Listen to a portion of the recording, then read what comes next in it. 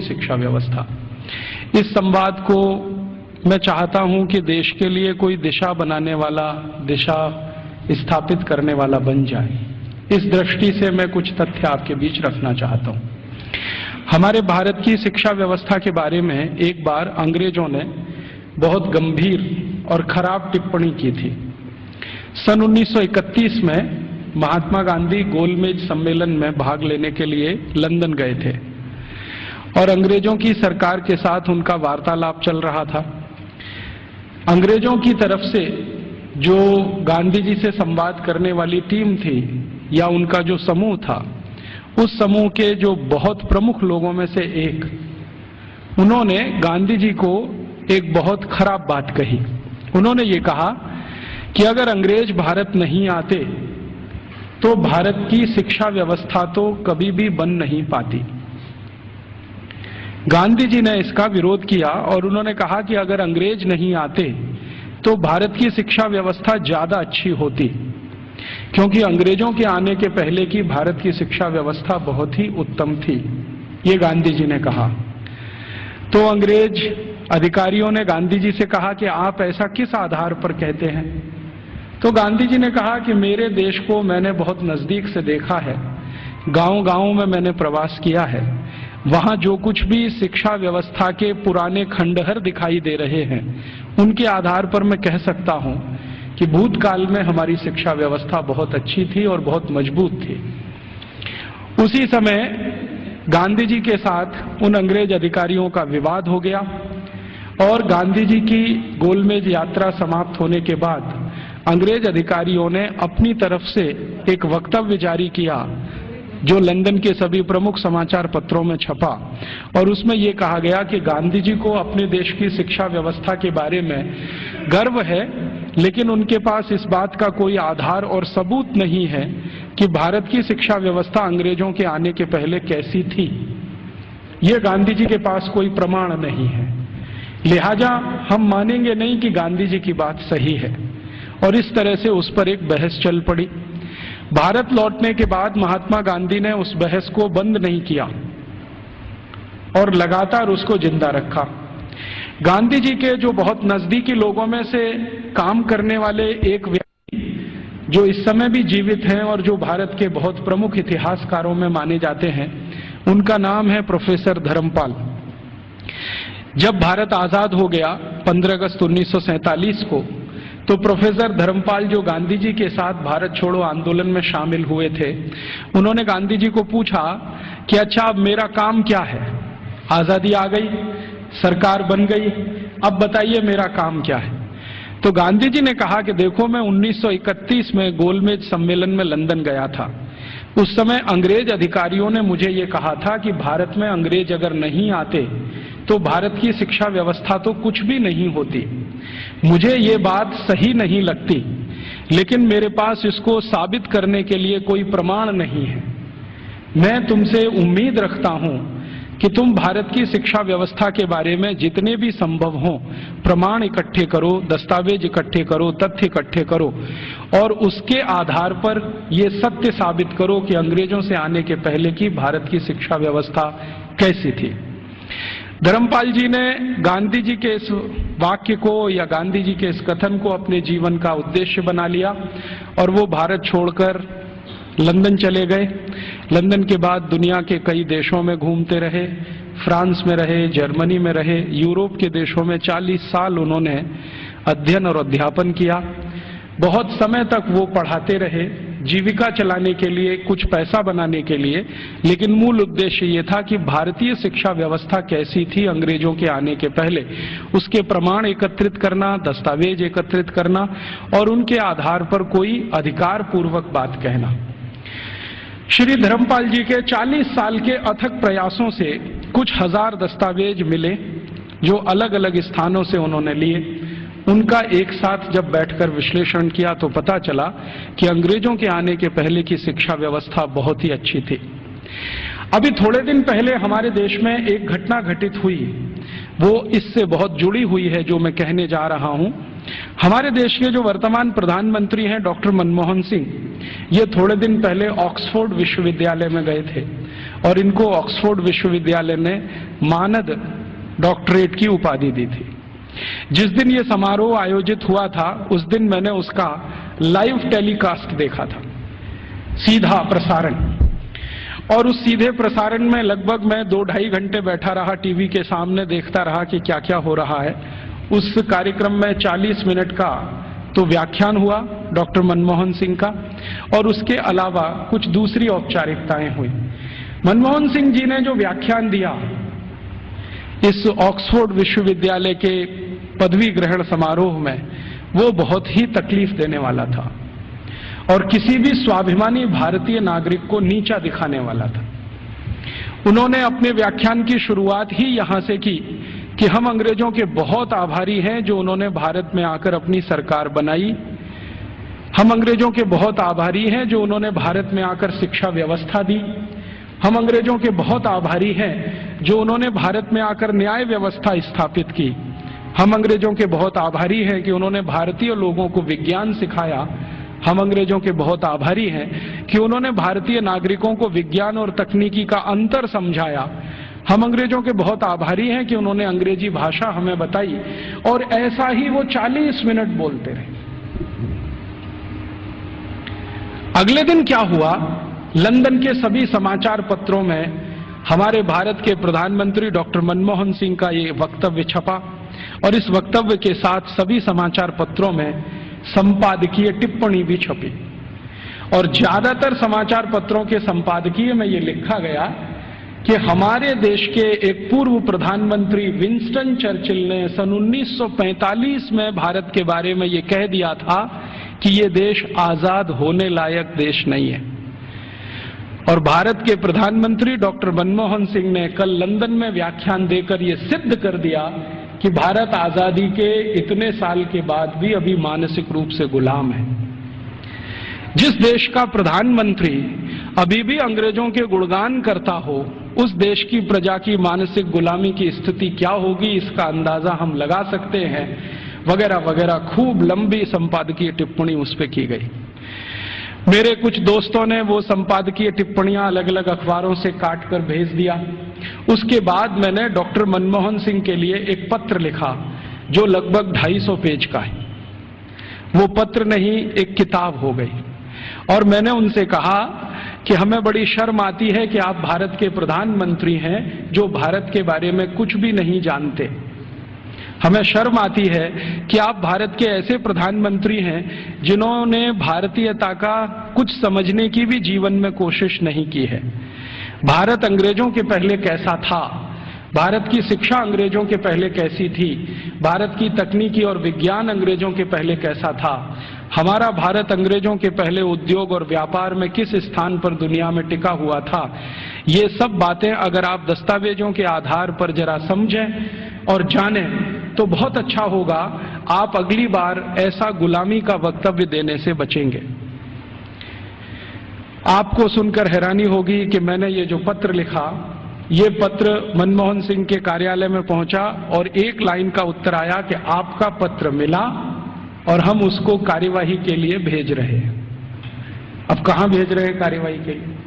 मैंने तो लिखा था हमारे देश के प्रधानमंत्री को, और उसमें पत्र तो एक ही पन्ने का था, बाकी 249 पन्ने के तो दस्तावेज जो ये सिद्ध करने के लिए मैंने उनके पास भेजे कि आप पहले इन दस्तावेजों को पढ़ें और देखें कि अंग्रेजों के आने के पहले का भारत कैसा था। शिक्षा व्यवस्था के स्तर पर, तकनीक और विज्ञान के स्तर पर, उद्योग और व्यापार के स्तर पर, हर स्तर पर, चिकित्सा व्यवस्था के स्तर पर, जहां तक भी संभव हो मैंने उसमें जानकारी दी। उसमें से एक हिस्से की छोटी जानकारी मैं आपसे भी शेयर करना चाहता हूं कि भारत की शिक्षा व्यवस्था कैसी थी और जिस समय हमारी शिक्षा व्यवस्था ऐसी थी उस समय यूरोप की शिक्षा व्यवस्था कैसी थी। भारत की शिक्षा व्यवस्था के बारे में सबसे ज्यादा काम जिन्होंने किया है वो कुछ अंग्रेज ही हैं। एक अंग्रेज अधिकारी भारत में आया जो लगभग 40 साल यहां रहा, उसका नाम था विलियम एडम। विलियम एडम बहुत उच्च स्तर का अधिकारी था। अंग्रेजों की जो संसद का एक हिस्सा है हाउस ऑफ लॉर्ड्स, उसमें बहुत दिनों तक वो सांसद था और भारत में उसको बहुत उच्च स्तर का अधिकारी बनाकर भेजा गया था। उसकी हैसियत इतनी बड़ी थी कि वो भारत में आकर अगर गवर्नर को या वायसराय को कोई सुझाव दे दे तो वायसराय उसको कानून बनाने के लिए मजबूर होता था। विलियम एडम इस स्तर का अधिकारी था। उस विलियम एडम के नीचे काम करने वाले कुछ अधिकारी थे, जिनमें से एक था मैकॉले, टीवी मैकॉले। मैकॉले की तो आपने बार बार चर्चा सुनी है, बार बार नाम भी सुना है, लेकिन विलियम एडम के बारे में शायद आप में से कम लोग जानते होंगे, क्योंकि ये मैकॉले का बॉस था। मैकॉले भारत में शिक्षा व्यवस्था के बारे में जितना भी अभ्यास करता था वो अपने इमीडिएट बॉस विलियम एडम को भेजता था। तो विलियम एडम ने भारत की शिक्षा व्यवस्था पर एक रिपोर्ट तैयार की और वो रिपोर्ट लगभग 1700 कुछ पन्ने की है, 1780 पन्ने हैं उस रिपोर्ट में। वो रिपोर्ट संसद में पेश की गई। संसद माने अंग्रेजों की संसद में, हाउस ऑफ कॉमन्स में पेश की गई और इस रिपोर्ट के आधार पर अंग्रेजों को पता चला कि भारत की शिक्षा व्यवस्था कैसी है। विलियम एडम की रिपोर्ट में से कुछ तथ्य मैं आपको देता हूं जो इस समय अंग्रेजी संसद के रिकॉर्ड्स पर हैं। आप जानते हैं कि हाउस ऑफ कॉमन्स और हाउस ऑफ लॉर्ड्स में जो भी बहस होती है वो सभी रिकॉर्ड में रहती है और जो रिकॉर्ड में आ जाती है वो उनका डॉक्यूमेंट्स बन जाती है, दस्तावेज बन जाती है। और फिर ब्रिटिश पार्लियामेंट की एक प्रेस है जिसको हंसार्ड कहते हैं, वो जरूरत पड़ने पर समय समय पर ये डॉक्यूमेंट्स को प्रकाशित करती रहती है। तो भारत की शिक्षा व्यवस्था पर विलियम एडम की रिपोर्ट, जिसमें जगह जगह पर मैकॉले की दी गई टिप्पणी, मैं पहले मैकॉले की एक छोटी सी लाइन आपको सुना देता हूं। मैकॉले और विलियम एडम भारत की शिक्षा व्यवस्था के बारे में अंग्रेजों की संसद में जब बात कर रहे हैं तो घंटों घंटों उन्होंने बात की है। एक दिन ये टीवी मैकॉले 2 फरवरी सन 1835 को ब्रिटिश पार्लियामेंट के हाउस ऑफ कॉमन्स में खड़ा होकर भाषण दे रहा है और कह रहा है कि मैंने भारत का उत्तर दक्षिण पूरब पश्चिम पूरा इलाका घूम लिया है। ऐसा कोई क्षेत्र नहीं है जो मैंने भारत का नहीं देखा है और मैंने भारत का बाहरी क्षेत्र भी देखा है, आंतरिक क्षेत्र भी देखा है। देखने के बाद मैं जो कह रहा हूं आप उस पर विश्वास नहीं करेंगे, लेकिन जो सत्य है वो मैं आपको कहूंगा, उसको मैं अपने अंदर रोक नहीं सकता। सत्य क्या कह रहा है? वो कह रहा है कि संपूर्ण भारत को उत्तर दक्षिण पूरब पश्चिम में घूम लेने के बाद उसने अंग्रेजी का एक मुहावरा इस्तेमाल किया है, I had travelled length and breadth. Length and breadth माने सब भारत मैंने देख लिया, मैंने पूरा भारत देख लिया। और उसके बाद मैं ये कहता हूं कि भारत देश में आज तक कहीं भी भिखारी देखने को नहीं मिला, कोई बेरोजगार आदमी देखने को नहीं मिला, गांव के किसी कोने में किसी स्थान पर बैठा हुआ कोई ऐसा व्यक्ति न मिला जो किसी पर पराश्रित हो। आज तक मैंने किसी ऐसे व्यक्ति को भारत में नहीं पाया जो अपना जीवन चलाने के लिए दूसरों के आगे हाथ फैलाता हो। और ये ज्यादा पुरानी बात नहीं है, 1835 में वो बोल रहा है। आज से लगभग आप कल्पना करें तो 170 साल पहले बोल रहा है। तो 170 साल पहले इस देश में कोई भिखारी नहीं था। जरा ध्यान से सुनिए इस बात, कोई भिखारी नहीं, कोई बेरोजगार नहीं। फिर वो कहता है टीवी मैकॉले कि मैंने दुनिया के बहुत शहर देखे हैं, पेरिस देखा है, बर्लिन देखा है, हैम्बर्ग देखा है, मॉस्को देखा है, फ्रैंकफर्ट देखा है, शिकागो देखा है, न्यूयॉर्क देखा है, लंदन तो अपना है ही, बार बार देखा है, लेकिन इन सभी शहरों की कुल संपत्ति भारत के एक शहर से भी बहुत कम है।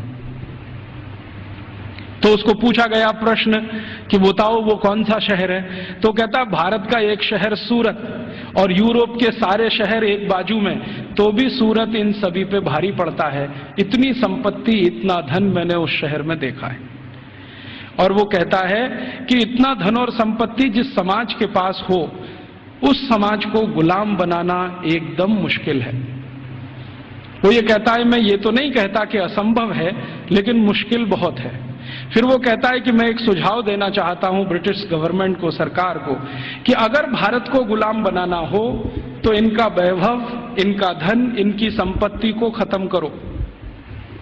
तो फिर ब्रिटिश पार्लियामेंट के सांसद उसको पूछ रहे हैं कि भारत का धन, भारत का वैभव और भारत की संपत्ति को खत्म करने के लिए तुम्हारे पास क्या योजना है? तो कहता है भारत की शिक्षा व्यवस्था को खत्म करो। वो कहता है कि भारत में जितना भी धन है, संपत्ति है, वैभव है, ये भारत की शिक्षा व्यवस्था के कारण है। तो कोई सांसद पूछ लेता है कि अच्छा बताओ भारत की शिक्षा व्यवस्था कैसी है, तो वो कहता है कि भारत की शिक्षा व्यवस्था में सबसे पहला सत्य ये है कि यहां निरक्षरता नहीं है, माने लिटरेसी कंप्लीट। तो उसको पूछा गया क्या संपूर्ण भारत में एक जैसा है, तो कहता है दक्षिण भारत में लिटरेसी 100% है। दक्षिण भारत का माने कर्नाटक, आंध्र प्रदेश, तमिलनाडु, केरल। तो कहता है दक्षिण में तो 100% है, पश्चिम भारत में 98% है, 98% है, उत्तर भारत में लगभग 82% के आसपास है, मध्य भारत और बचे हुए भारत में लगभग 87% के आसपास है। तो मैं कह सकता हूं कि लगभग भारत साक्षर है। उसी समय एक दूसरा सांसद खड़ा होकर पूछता है कि अच्छा आप ये बता सकते हैं कि इंग्लैंड की स्थिति क्या है। तो उन्होंने कहा ये मैं तो नहीं बता सकता, एजुकेशन मिनिस्टर बैठे हैं वो बताएं। तो एजुकेशन मिनिस्टर खड़े होकर बोलते हैं कि जब भारत की साक्षरता लगभग 100% है, उस समय इंग्लैंड माने 3 राज्यों का समूह, अभी जिसको आजकल ब्रिटेन कहा जाने लगा है, स्कॉटलैंड, आयरलैंड और न्यू साउथ वेल्स मिला के। तो वो कहते हैं कि ये जो 3 राज्यों का समूह है जिसको ब्रिटेन कहा जाता है, इसमें कुल साक्षरता 17% भी नहीं है। 17% भी नहीं है। 17% माने 17। तो फिर पूछ रहे हैं कि भाई कारण क्या है इसका, भारत में इतनी साक्षरता और हमारे यहाँ कुछ भी नहीं। तो वो कह रहा है टीवी मैकॉले के इस समय भारत में 7,32,000 रेवेन्यू विलेजेस हैं, राजस्व वाले गांव। तो नॉन रेवेन्यू वाले, उसने कहा वो मुझे नहीं मालूम। वो कह रहा 7,32,000 राजस्व गांव हैं और ऐसा एक भी राजस्व गांव नहीं है जहां पर स्कूल की व्यवस्था नहीं है। तो फिर उसको प्रश्न पूछा गया कि क्या भारत के लोग इसको स्कूल कहते हैं, तो उनका नहीं, मैंने कहा है स्कूल, भारत के लोग इसको गुरुकुल कहते हैं। उसने गुरुकुल को स्कूल में ट्रांसलेट किया है। बाद में वो कहता है कि शायद मेरे पास कोई शब्द नहीं है जो गुरुकुल के बराबर हो तो मैं स्कूल कहता हूं। तो हम ऐसा मान लें कि मैकॉले बोल रहा है 2 फरवरी 1835 को हाउस ऑफ कॉमन्स में कि भारत के 7,32,000 गांवों में कोई भी ऐसा गांव नहीं है जहां पर गुरुकुल ना हो। इसका अर्थ क्या है, हर गांव में एक गुरुकुल है। फिर उसको पूछा गया इस गुरुकुल में क्या होता है, तो उन्होंने कहा पढ़ते हैं। तो कितने विद्यार्थी हैं, तो उसने कहा सबसे बड़ा गुरुकुल मैंने देखा है वो 20,000 विद्यार्थियों का है, और जो सबसे छोटा गुरुकुल मैंने देखा है वो 200 विद्यार्थियों का है। माने जो गुरुकुलों के बड़े होने का अंदाजा हम लगाना चाहें तो 200 विद्यार्थियों से लेकर 20,000 विद्यार्थियों तक के गुरुकुल इस देश में चलते हैं 1835 के आसपास। फिर वो पूछ रहे हैं कि ये जो 20,000 विद्यार्थियों का गुरुकुल है इसकी व्यवस्था कैसे होती है, ये तो बहुत बड़े विद्यार्थियों का समूह है, कैसे पढ़ाते हैं, व्यवस्था कैसे होता है। तो वो कहता है कि भारत के इन सभी गुरुकुलों में मॉनिटोरियल एजुकेशन होती है। मॉनिटोरियल एजुकेशन का मतलब हम सब समझते हैं कि आचार्य ने किसी विद्यार्थी वर्ग को तैयार किया, मान लीजिए उसमें 50 विद्यार्थी। अब वो 50 विद्यार्थी अपने से नीचे वालों को पढ़ाएंगे और वो 50 विद्यार्थियों ने जिनको पढ़ाया वो उनसे अपने नीचे वालों को पढ़ाएंगे। तो वो कहते हैं कि एक आचार्य अगर है और उसके साथ 50-60 विद्यार्थियों का समूह है जिनको वो नियमित रूप से पढ़ाते हैं, तो वो 20,000 विद्यार्थियों का गुरुकुल आराम से संभालते हैं। और उसने परिभाषा दिया है कि जो आचार्य 20,000 विद्यार्थियों के गुरुकुल को संभालते हैं उनको भारत में कुलपति कहा जाता है। कुलपति माने 20,000 विद्यार्थियों के समूह की शिक्षा व्यवस्था करवाने वाला व्यक्ति, उसको कुलपति कहा जाता है। फिर उसको पूछा गया है कि ये जो गुरुकुल चलते हैं इनमें विद्यार्थी हैं वो किस वर्ग के हैं, तो वो कहता है कि भारत के नागरिक 4 वर्णों की बात करते हैं, ब्राह्मण, क्षत्रिय, वैश्य और शूद्र। तो वो कहता है कि ये सभी विद्यार्थी इन समूहों में से आते हैं। तो एक अंग्रेज उसको पूछ रहा है कि हमने तो कभी सुना था कि भारत में ज्यादा शिक्षा ब्राह्मणों के लिए है। वो कहता है नहीं, दस्तावेज बताते हैं कि ब्राह्मणों के लिए भी शिक्षा है, वैश्यों के लिए भी है, क्षत्रियों के लिए भी है और शूद्रों के लिए भी है। तो फिर उसको पूछ रहे हैं कि क्या तुम परसेंटेज में ये बता सकते हो कि ब्राह्मण कितने हैं, वैश्य कितने हैं, क्षत्रिय कितने हैं, शूद्र कितने हैं? तो वो कहता है कि दक्षिण भारत के जितने गुरुकुल हैं उनमें शूद्रों की संख्या सबसे ज्यादा है, और पश्चिम भारत के जितने गुरुकुल हैं उनमें वैश्यों और ब्राह्मणों की संख्या लगभग बराबर है, और उत्तर भारत के जितने गुरुकुल हैं उनमें सबसे ज्यादा संख्या क्षत्रियों की है, और बाकी जो 3 हैं ब्राह्मण, वैश्य और शूद्र, ये लगभग बराबर हैं, और मध्य भारत में लगभग सब बराबर है। तो कुछ लोग चौंक जाते हैं, वो ये कहते हैं ये कैसे संभव है कि शूद्रों की संख्या दक्षिण भारत के गुरुकुलों में सबसे ज्यादा है?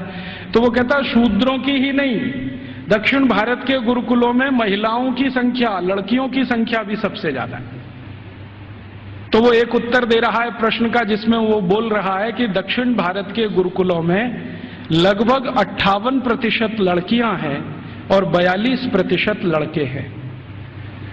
तो फिर उसको पूछा गया ये कैसे संभव हो रहा है भारत में? तो कहता है कि इट क्वाइट नेचुरल, ये स्वाभाविक है, क्योंकि दक्षिण भारत में महिलाओं की संख्या, लड़कियों की संख्या लड़कों से ज्यादा है।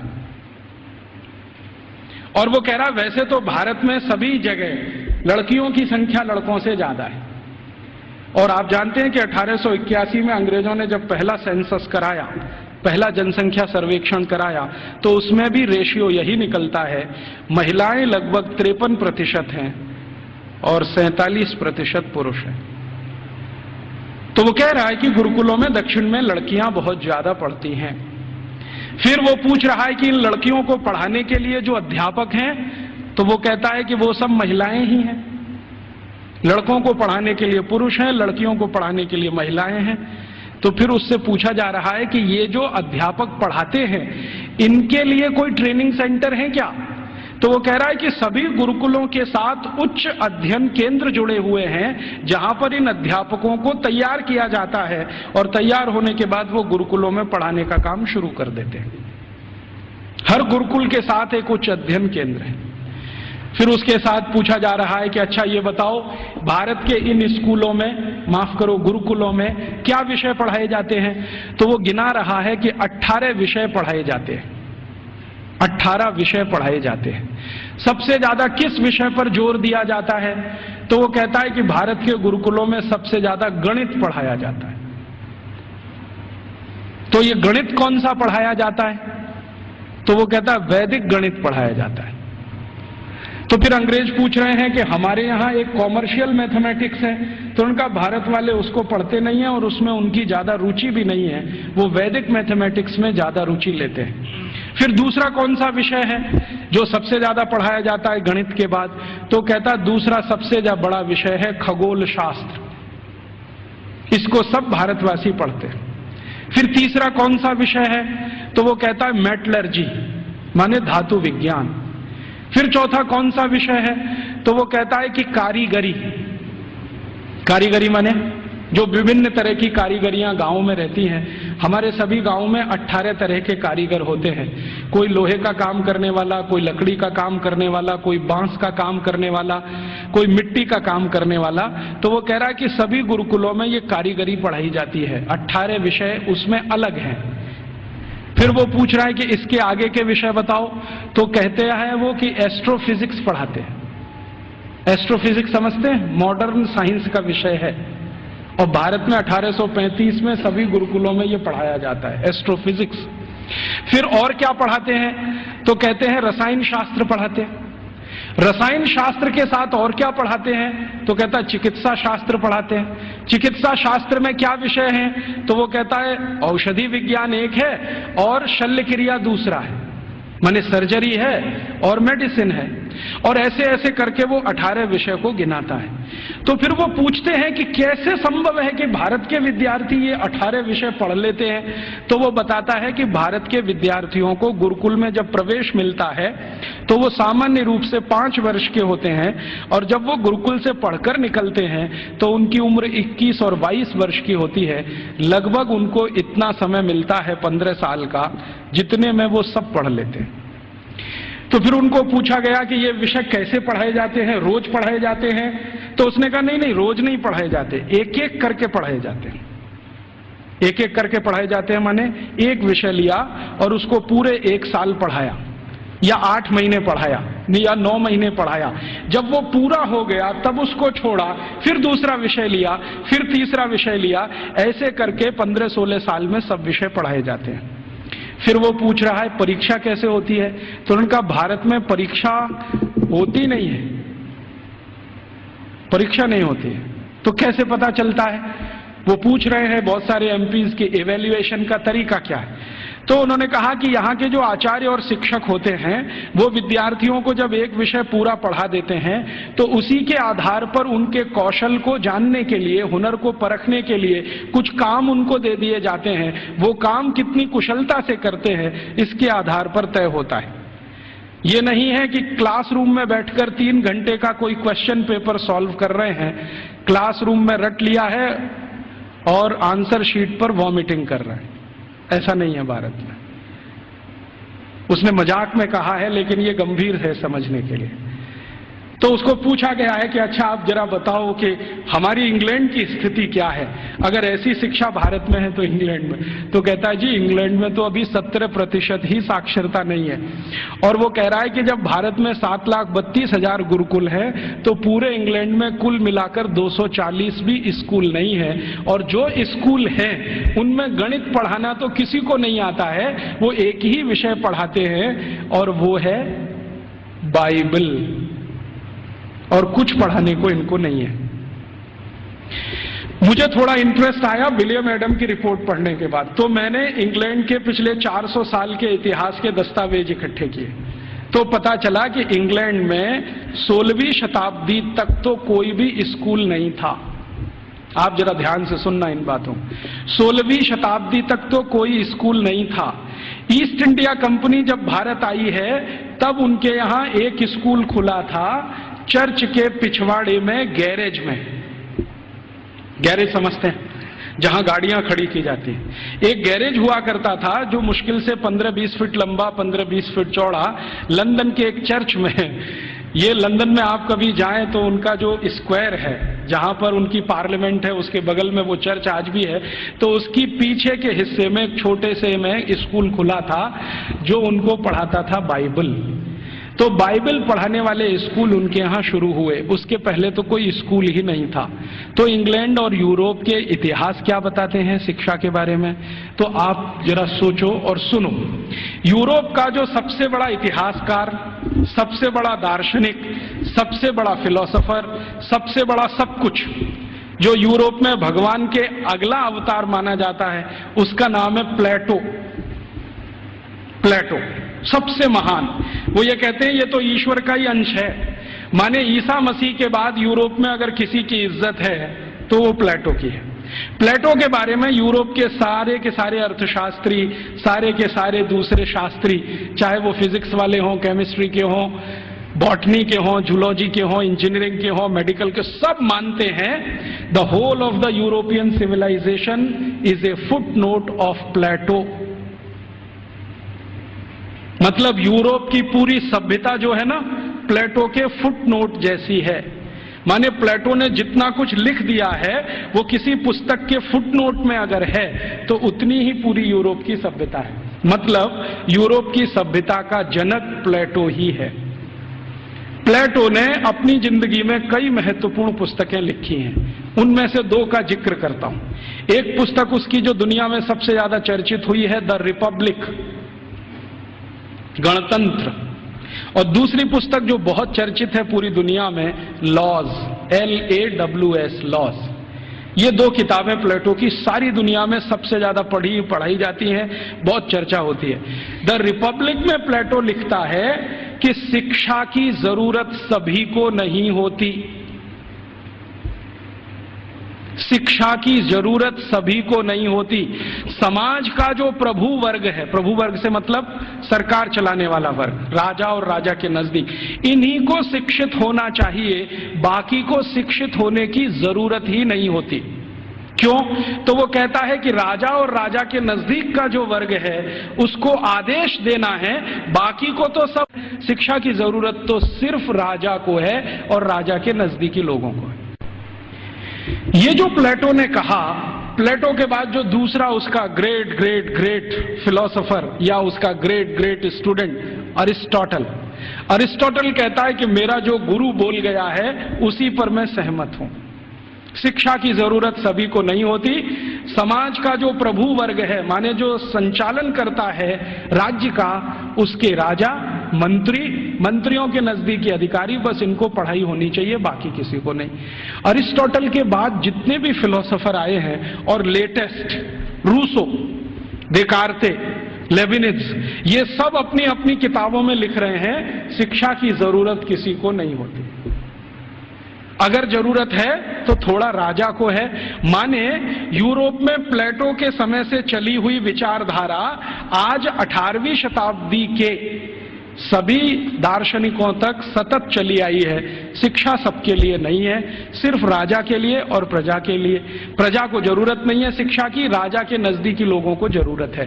तो फिर यह शिक्षा कैसे पूर्ति की जाए? तो प्लेटो लिखता है रिपब्लिक पुस्तक में ही कि राजा को अगर अपने बच्चों को शिक्षा दिलवानी है या खुद को शिक्षा लेनी है या उसके मंत्रियों को शिक्षा दिलवानी है तो इसके लिए स्कूल नहीं चाहिए। कोई शिक्षक को पकड़ लाइए, राजा को महल में आके पढ़ा देगा। कोई शिक्षक को पकड़ लाइए, राजा के बच्चों को उसके घर में पढ़ा देगा। कोई शिक्षक को पकड़ लाइए, मंत्रियों को वहां पढ़ा देगा। स्कूल की क्या जरूरत है? तो फिर प्लेटो को कई बार पूछे जाने वाले प्रश्नों में से एक है कि स्कूल क्यों नहीं चाहिए? तो कहता है ये फालतू का खर्चा है। वो ये कहता है स्कूल बनाने से अच्छा है एक बनाओ ऐसा स्थान जहां पर मनोरंजन हो सके। स्कूल की क्या जरूरत है? घर में आके कोई पढ़ा देगा, क्या जरूरत है स्कूल की? तो इसलिए इंग्लैंड में, इंग्लैंड के पड़ोसी फ्रांस में, जर्मनी में, स्वीडन में, स्विट्जरलैंड में 16वीं 17वीं शताब्दी तक एक भी स्कूल नहीं खोला गया। बाद में क्या हुआ, क्रिश्चियनिटी का असर जैसे जैसे बढ़ा यूरोप में, आप जानते हैं कि क्रिश्चियनिटी यूरोप में 2000 साल पहले ही आई है। उसके पहले यूरोप क्रिश्चियन नहीं था। यूरोप की छोटी छोटी जातियां, जनजातियां होती थीं जो 1000 से ज्यादा हैं, समूह हैं छोटे छोटे, वो अपना अपना धर्म और संस्कृति माना करते थे। उनके यहां ईसाइयत क्या होती है मालूम नहीं। 2000 साल से ईसाइयत आई है। तो जब ईसाइयत का बहुत प्रचार हुआ और समाज और ईसाइयत के बीच में संघर्ष हुआ, तब उन्होंने बाइबल स्कूल शुरू किए और वो बाइबल स्कूल पूरे इंग्लैंड में फैले, फ्रांस में, जर्मनी में फैले। तो वो कह रहा है टीवी में कोले कि हमारे यहां तो कुछ स्कूल चलते हैं, वहां सिर्फ बाइबल पढ़ाई जाती है और कुछ नहीं पढ़ाया जाता, और बाइबल भी पढ़ाई जाती है तो संडे को पढ़ाई जाती है, बस मंडे से सैटरडे छुट्टी रहती है। और उन स्कूलों को इंग्लैंड के दस्तावेजों में संडे स्कूल्स कहा जाता है। और ये स्कूल शुरू हुए हैं और आज तक चल रहे हैं। आप यूरोप में कहीं भी जाइए, संडे स्कूल्स आपको मिलेंगे जहां पर आप बाइबल पढ़ सकते हैं। बाइबल में न्यू टेस्टामेंट पढ़ाते हैं, ओल्ड टेस्टामेंट पढ़ाते हैं, दो ही चीजें पढ़ाते हैं, इसके अलावा कुछ नहीं। गणित क्या होता है, फिजिक्स क्या होती है, केमिस्ट्री क्या होती है, मेटलर्जी क्या होती है, सर्जरी क्या होती है, मेडिसिन साइंस, ये कुछ उनको 18वीं शताब्दी तक मालूम नहीं है। ऐसा गरीब देश है इंग्लैंड और उनकी ऐसी शिक्षा व्यवस्था है। जो उनका पहला स्कूल खुला है जिसमें मुश्किल से 250 स्क्वायर फीट की जगह है, उसमें उन्होंने पहली ही बार में 250 विद्यार्थी ले लिए। अब 250 स्क्वायर फीट में 250 विद्यार्थी कैसे बैठते होंगे, कल्पना कर लो आप, कितना स्पेस होगा उनके पास। एक शब्द इस्तेमाल होता है अंग्रेजों के यहां, ब्रीदिंग स्पेस। ब्रीदिंग स्पेस भी नहीं है। वो कह रहा है मैकॉले कि हमारे तो बाइबल स्कूलों में ब्रीदिंग स्पेस भी नहीं है, माने हर विद्यार्थी को घिचपिच में बैठना पड़ता है, जगह नहीं है उनके पास। लेकिन भारत के एक एक गुरुकुल तो 5-5 हेक्टेयर में बने हुए हैं। 1 हेक्टेयर में लगभग 5 एकड़ होते हैं, 25 एकड़ में गुरुकुल बने हुए हैं। और वो कह रहा है कि भारत के बहुत सारे गुरुकुल रेजिडेंशियल हैं, जहां पर विद्यार्थियों को रहने और खाने की व्यवस्था है, और कुछ गुरुकुल ऐसे हैं जो डे स्कूल की तरह से चलते हैं। विद्यार्थी सुबह आते हैं, शाम को पढ़ के अपने घर वापस जाते हैं। फिर उसको पूछा जाता है कि भारत के विद्यार्थियों को ये सारी की सारी जो शिक्षा दी जाती है, इसका कोई वर्गीकरण है, क्लासिफिकेशन है? तो वो बहुत सुंदर उत्तर दे रहा है, जो हमें इस पे रिसर्च आज जरूरी है करना। वो ये कह रहा है कि भारत के विद्यार्थियों को 2 चीजें पढ़ाई जा रही है, एक तो शिक्षा है, दूसरी विद्या है। अब वो कहता है कि मुझे समझ में नहीं आता शिक्षा कौन सी है, विद्या कौन सी है। लेकिन मैं जितने भी गुरुकुलों में गया हूं, पूछता हूं क्या पढ़ते हो, तो कुछ विद्यार्थी कहते हैं हम शिक्षा ले रहे हैं, कुछ कहते हैं हम विद्या ले रहे हैं। ये विद्या क्या है, शिक्षा क्या है, मुझे समझ में नहीं आता, लेकिन ये हर गुरुकुल में मुझे सुनाई देता है। हमको समझना चाहिए कि शिक्षा और विद्या ये 2 अलग चीजें होती हैं। आज के समय में हमने इन दोनों का खिचड़ी बना दिया है, और ऐसा खिचड़ी बना दिया है कि उसमें से चावल और मूंग की दाल को बीन पाना ही बड़ा मुश्किल हो गया है। नाम सब है विद्यालय और काम कर रहे हैं शिक्षालय का, है कि नहीं? कोई भी विद्यालय ले लो, 1, 2, 3 नाम विद्यालय, विद्यालय, महाविद्यालय, ये विद्यालय, काम सब शिक्षालय का कर रहे हैं, नाम विद्यालय रखा हुआ है। ऐसा घालमेल कर दिया। शायद ये मैकॉले का असर है, क्योंकि मैकॉले को शिक्षा और विद्या में अंतर नहीं मालूम था, हमें भी नहीं मालूम है। हम जानते नहीं है कि विद्या क्या होती है और शिक्षा क्या होती है। विद्या जो है ना, अपनी जिंदगी को अध्यात्म के रास्ते पर ले जाने वाली, अपने जीवन को ऊंचा उठाने वाली, आत्मा का परमात्मा से मेल कराने वाली, मनुष्य शरीर छूटने के बाद हमारी आत्मा परमात्मा से मिल जाए, इन सब बातों को सिखाने वाली, धर्म क्या है, अधर्म क्या है, न्याय क्या है, अन्याय क्या है, श्रेय क्या है, अश्रेय क्या है, छोड़ने वाला क्या है, ग्रहण करने लायक क्या है, ये सब ज्ञान देने वाली या विवेक देने वाली ये तो है विद्याएं। और बाकी हमने मैथमेटिक्स पढ़ लिया, हमने केमिस्ट्री पढ़ ली, हमने ये फिजिक्स पढ़ लिया, हमने ये कॉमर्स सीख लिया, हमने वो, ये है सब शिक्षा। तो कह रहा है कि भारत के सभी गुरुकुलों में विद्या है और शिक्षा है, लेकिन वो उसको इतना समझ में आ गया है कि ये जो विद्या है वो शिक्षा से ऊंची है। इसलिए भारत में गुरुकुल में जाने वाला सभी अपने को विद्यार्थी कहता है, शिक्षार्थी कोई नहीं कहता अपने को, क्योंकि मूल जो वो सीखने आया है वो कुछ और सीखने आया है। खाली गणित सीखने नहीं आया है, या खाली कॉमर्स सीखने नहीं आया, या खाली मेटलर्जी सीखने नहीं आया, विद्या सीखने आया। इसलिए विद्यार्थी कहलाना वो पसंद करता है अपने आप को। और वो कहता है कि जितनी ऊंची कल्पना भारत में है विद्या और शिक्षा की, हम तो उसके दूर दूर कहीं नजदीक तक नहीं है। फिर उसको पूछा जाता है कि अच्छा ये बताओ कि भारत में हायर स्टडीज सेंटर हैं क्या? तो कहता हाँ हैं। कितने हैं? तो संख्या गिना रहा है 15,800 कुछ। हायर स्टडीज सेंटर का मतलब क्या है? हायर स्टडीज सेंटर का माने विश्वविद्यालय। उनकी जो परिभाषा है ना, उस परिभाषा में विश्वविद्यालय, हायर स्टडीज सेंटर। हमने तो कुछ 2-4 नाम सुने हैं, एक नालंदा का हुआ करता था, एक तक्षशिला का हुआ करता था, लेकिन 1835 में मैकॉले बोल रहा है अपने पार्लियामेंट में कि 15,800 कुछ विद्यालय, सॉरी विश्वविद्यालय। और वो ये कह रहा है कि ये जितने भी विश्वविद्यालय हैं ये किसी एक विषय के निपुण हैं, कोई एक विषय। जैसे वो नाम लिख के बता रहा है, मेरे पास ये सब नाम है 15,800 और उसकी सीडी है। अगर एलसीडी प्रोजेक्टर हो तो मैं आपको दिखा सकता था, वो लैपटॉप मेरे पास अभी है, उसमें सब फीड किया हुआ है। एक विद्यालय है, माफ करिए विश्वविद्यालय है, अमरावती विश्वविद्यालय। अमरावती विश्वविद्यालय मशहूर है किस बात के लिए? वो मेटलर्जी के लिए मशहूर है, धातु विज्ञान सिखाया जाता है। और पूरा विश्वविद्यालय धातु विज्ञानियों से भरा हुआ है। और धातु विज्ञान कई तरह का है, जैसे कच्चे लोहे से फौलाद बनाना, जैसे जमीन में से लोहा तांबा लोहा तांबा सिल्वर माने चांदी और सोना, ये जो दूसरी दूसरी बेशकीमती धातुएं निकलती हैं, इनका एक्सट्रैक्शन कैसे किया जाए ये सिखाने वाला। माने आज जो हमारे यहाँ आईआईटीज में सिखाया जाता ना मेटलर्जी में, वही वहां उस समय यूनिवर्सिटीज में सिखाया जाता। फिर वो कह रहा है एक विश्वविद्यालय में गया था, कांगड़ा विश्वविद्यालय, कांगड़ा माने हिमाचल, तो वो किसके लिए मशहूर है? तो कह रहा है ये सर्जरी के लिए मशहूर है। तो उसको पूछा जा रहा है कि किस तरह की सर्जरी होती है, तो कहता है जी हम सोच नहीं सकते वैसी सर्जरी होती है। और उसको उसने शब्द दिया है जिसको आज के इक्विवेलेंट अगर मैं कहूं तो राइनोप्लास्टी। राइनोप्लास्टी सर्जरी का लेटेस्ट साइंस है 21वीं शताब्दी का, जिसमें आपके शरीर के किसी अंग के चमड़े को निकालकर किसी दूसरे अंग पे लगा दिया जाए। और ये 1835 में वो बोल रहा है कि कांगड़ा विश्वविद्यालय में तो ये सब सिखाया जाता है और सब सीखते हैं राइनोप्लास्टी। तो वो कहता है मैंने मेरी आंखों से एक ऑपरेशन देखा है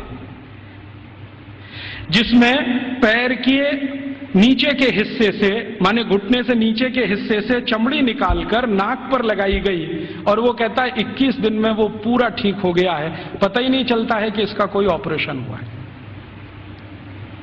ग्राफ्टिंग जिसको कहते हैं, स्किन ग्राफ्टिंग। और ये 1835 में भारत में होता है। कांगड़ा विश्वविद्यालय का उसने लंबा डिस्क्रिप्शन किया है कि मैंने ऐसा देखा, मैंने वैसा देखा। फिर इसी तरह एक अंग्रेज अधिकारी है, वो खड़ा होकर चिल्लाने लगता, हाँ मैंने भी देखा है, कर्नल कूट उसका नाम। जैसे ही उसने सुना तो वो भी खड़ा हो गया, उसने कहा मैंने भी देखा है, एक बार मैं भारत देश गया था, हैदर अली के साथ मैंने युद्ध लड़ा था, हैदर अली ने मुझे परास्त कर दिया था, मेरी नाक काट दी थी, मैं कटी हुई नाक लेके वहां से भागा था, और बेलगाम नाम का भारत में कोई एक गांव है, वहां के एक वैद्य ने मेरी नाक का ऑपरेशन किया था और जोड़ दिया था, और अभी वो नाक मेरी ऐसी है। वो खड़े होकर बोल रहा है। तो उसको सब सांसद पूछ रहे हैं कि अच्छा तुम्हारी नाक ही काटी थी, सिर क्यों नहीं काटा? क्योंकि तुम तो परास्त हो गए थे, तो तुम्हारा सिर क्यों नहीं काट दिया?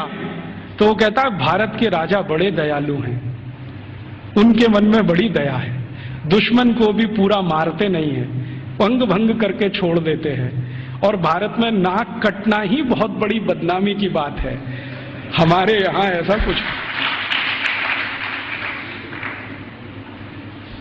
तो ये कर्नल कूट के जो कहे हुए और मैकॉले के कहे हुए इन दस्तावेजों से अंदाजा लगता है कि सर्जरी कोई बहुत ऊंचे स्तर की थी। फिर इन सर्जरी को करने वाले जो आचार्य होते थे, उन आचार्यों के उपकरण कैसे हैं उसका वो डिस्क्रिप्शन कर रहा है। और आपको सुनकर आश्चर्य होगा कि सामान्य रूप से सर्जरी का एक आचार्य माने आज का MS मास्टर ऑफ सर्जरी, उस जमाने का आचार्य, तो वो कहते हैं कि सामान्य रूप से एक आचार्य के पास कम से कम 500 इंस्ट्रूमेंट्स तो होते ही हैं।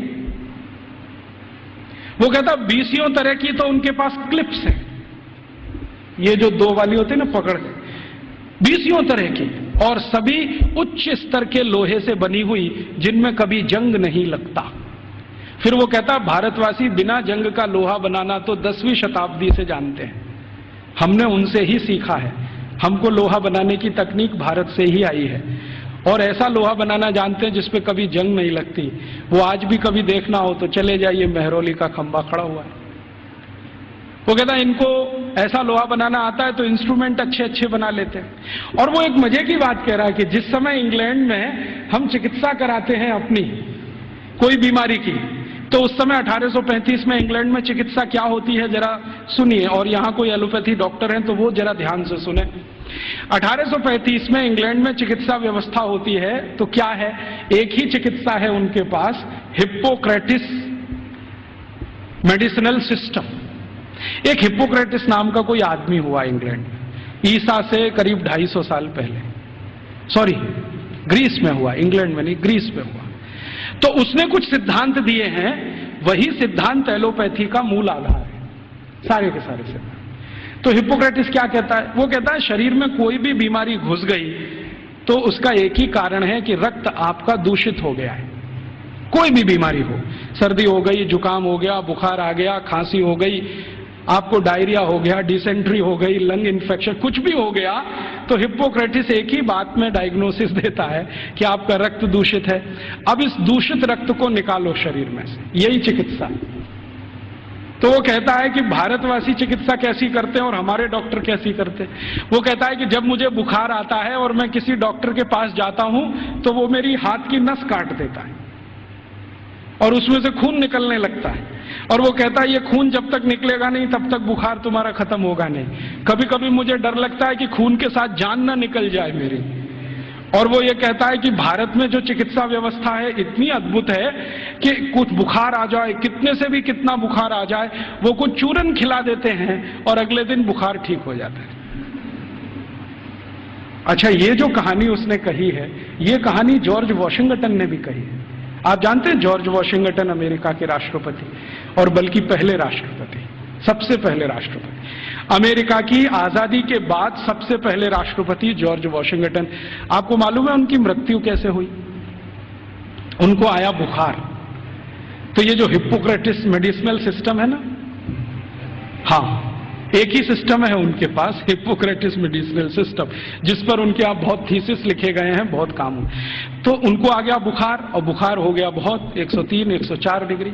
तो उनका डॉक्टर आया और उनके दोनों हाथों की नस काट गया, हाँ, और कहा कि ये खून बहने दो, अभी मैं सवेरे आऊंगा आपको देखने। तो दोनों हाथों की नस कटी और रात भर में इतना खून बह गया कि सवेरे जॉर्ज वॉशिंगटन मरे हुए मिले। ये है मॉडर्न एलोपैथिक सिस्टम। और मैकॉले कह रहा है कि जिस समय हम तो सिर्फ नस काट के खून निकाल के इलाज करते हैं, भारत के लोग पता नहीं क्या क्या जड़ी बूटियों से चूरन बनाते रहते हैं, पाउडर बनाते रहते हैं। और वो कहता है कि इनके कॉम्बिनेशन इतने परफेक्ट हैं कि 1-2 बार ही खाना पड़ता है, उसके बाद खाना ही नहीं पड़ता। फिर उसको पूछा गया, क्या तुमने कोई लिस्ट बनाई है ये जो चूरन में कॉम्बिनेशन है इसके? तो वो कहता है हाँ, मैं एक लिस्ट बना रहा हूं, उसमें कुछ मेडिसिनल हर्ब्स हैं, कुछ रूट्स हैं, कुछ प्लांट्स हैं। तो वो पूछ रहे हैं कितनी संख्या हो गई है? तो उसने कहा 16,000 तो हो गई है, पता नहीं आगे कितनी जाएगी। उस जमाने में तो कुछ लोग आश्चर्य से पूछ रहे हैं कि ये जो शिक्षा है, वहां चिकित्सा भी दे रहे हैं, सर्जरी भी दे रहे हैं, मेटलर्जी भी दे रहे हैं, वगैरह वगैरह, क्यों दे रहे हैं? तो वो कहते हैं, भारत के सभी आचार्य कहते हैं कि जीवन एकांगी नहीं है। अब ये देखिए, फिलॉसफी की बात, जीवन एकांगी नहीं है, और चूंकि एकांगी नहीं है तो इसमें सब तरह के ज्ञान की जरूरत होती है। तो हर विद्यार्थी को सभी तरह का ज्ञान होना चाहिए, विशेषज्ञता उसको किसी एक में होनी चाहिए, ज्ञान उसको सब तरह का होना चाहिए।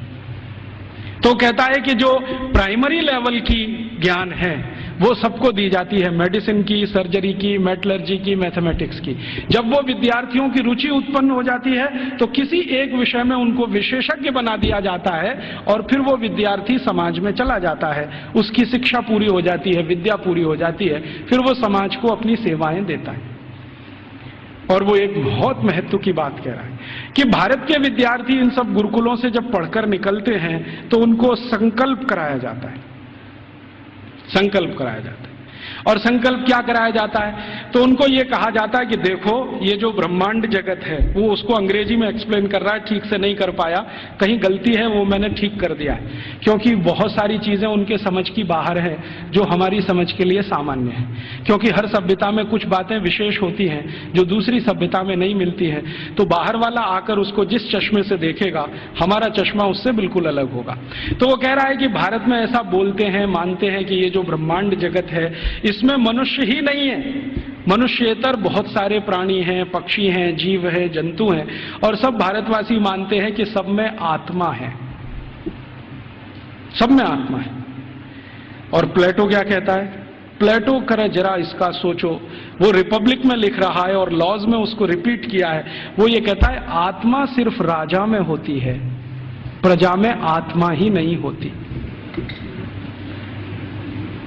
प्लेटो का है, ये मेरा नहीं। वो कहता है आत्मा सिर्फ राजा में है, प्रजा में आत्मा है ही नहीं, इसलिए कानून सब प्रजा के लिए हैं, आदेश देने का अधिकार राजा को है।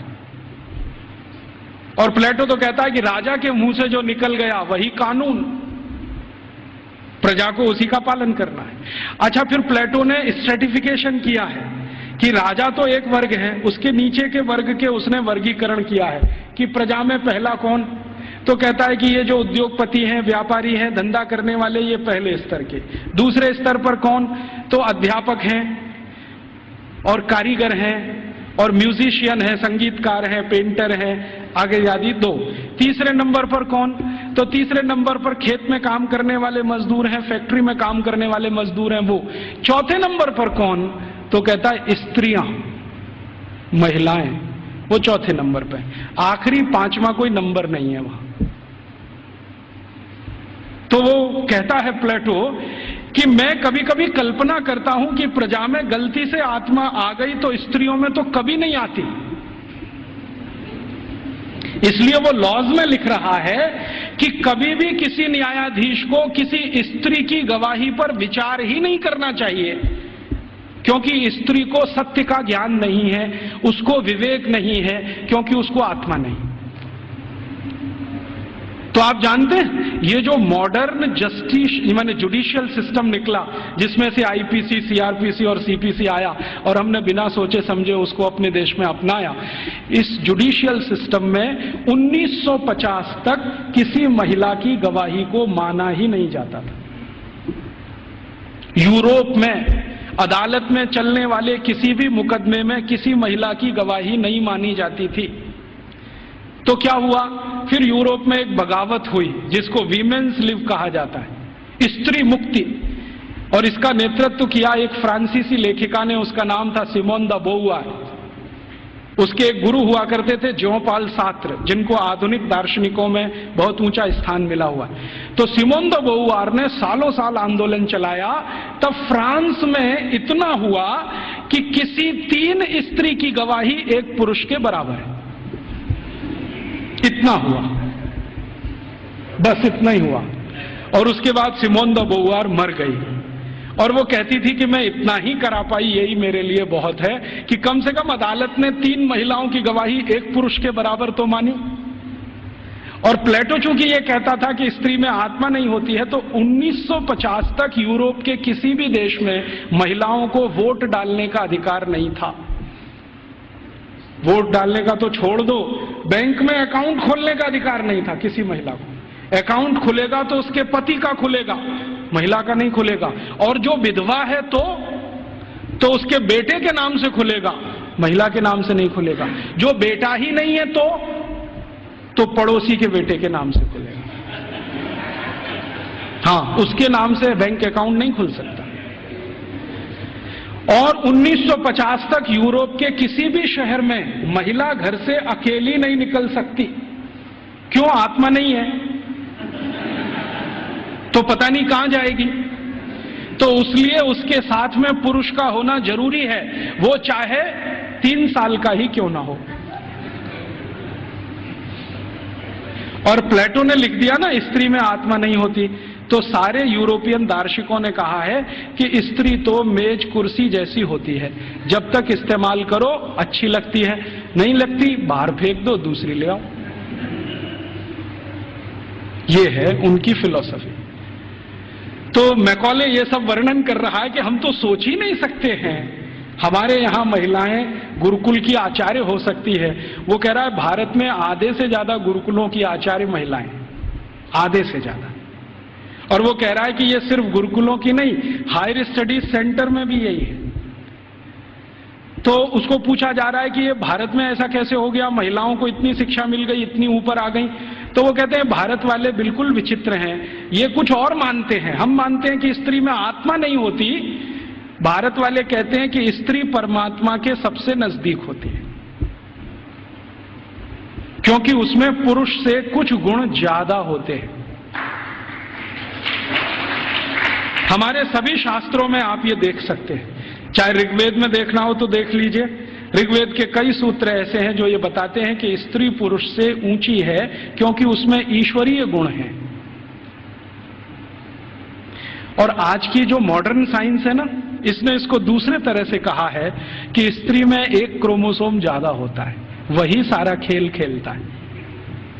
पुरुष में नहीं है। स्त्री तय करती है कि बच्चा होगा या नहीं होगा, पुरुष में कोई दम नहीं है।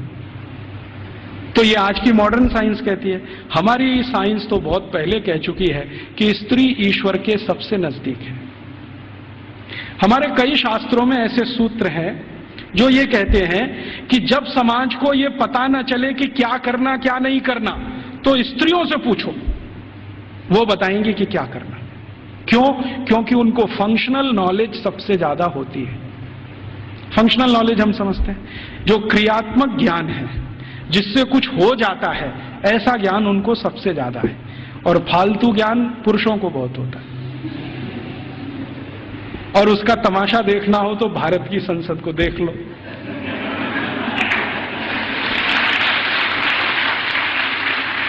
देखा आपने संसद में जो पुरुष सांसद हैं वो मां बहन की गालियां देते हैं और स्त्री सांसदों को चुपचाप निकल जाना पड़ता है। भारत में पता है क्या मान्यता है? भारत में मान्यता यह है कि भाषा का विकास स्त्रियों ने ही किया है। भाषा का विकास स्त्रियों ने ही किया है। पुरुष की ताकत नहीं है भाषा का विकास करने। क्यों? क्योंकि भारतीय भाषाओं में, भारतीय भाषाएं पता है? संस्कृत, तमिल, तेलुगु, कन्नड़, मलयालम, बंगाली माने बंगला, आसामी, उड़िया, ये सब भारतीय भाषाएं। और हिंदी उर्दू मिलने से पहले, अभी तो हिंदी नहीं रही है, उसमें बहुत कुछ उर्दू घुस गई है, फारसी, पता नहीं क्या क्या घुस गया। तो हिंदी उर्दू मिलने से पहले और बाकी सब भारतीय भाषाएं। आपको मालूम है इनमें गालियां नहीं है, एक भी गाली नहीं है। और गाली नहीं है तो यह सिद्ध करता है कि यह भाषा स्त्रियों ने ही रची है।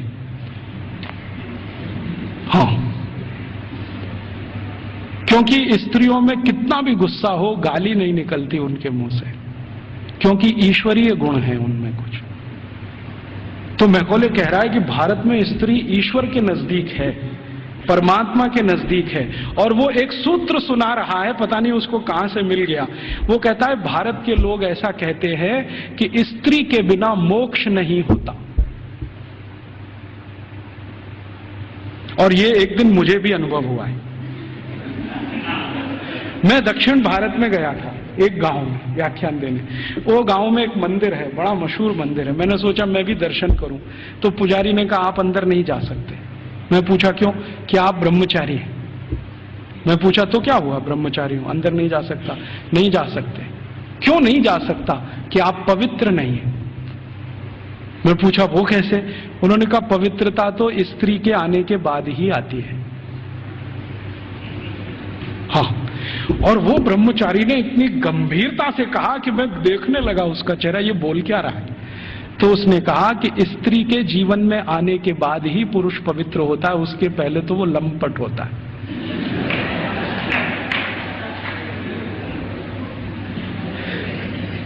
तो मंदिर में मुझे घुसने नहीं दिया उसने।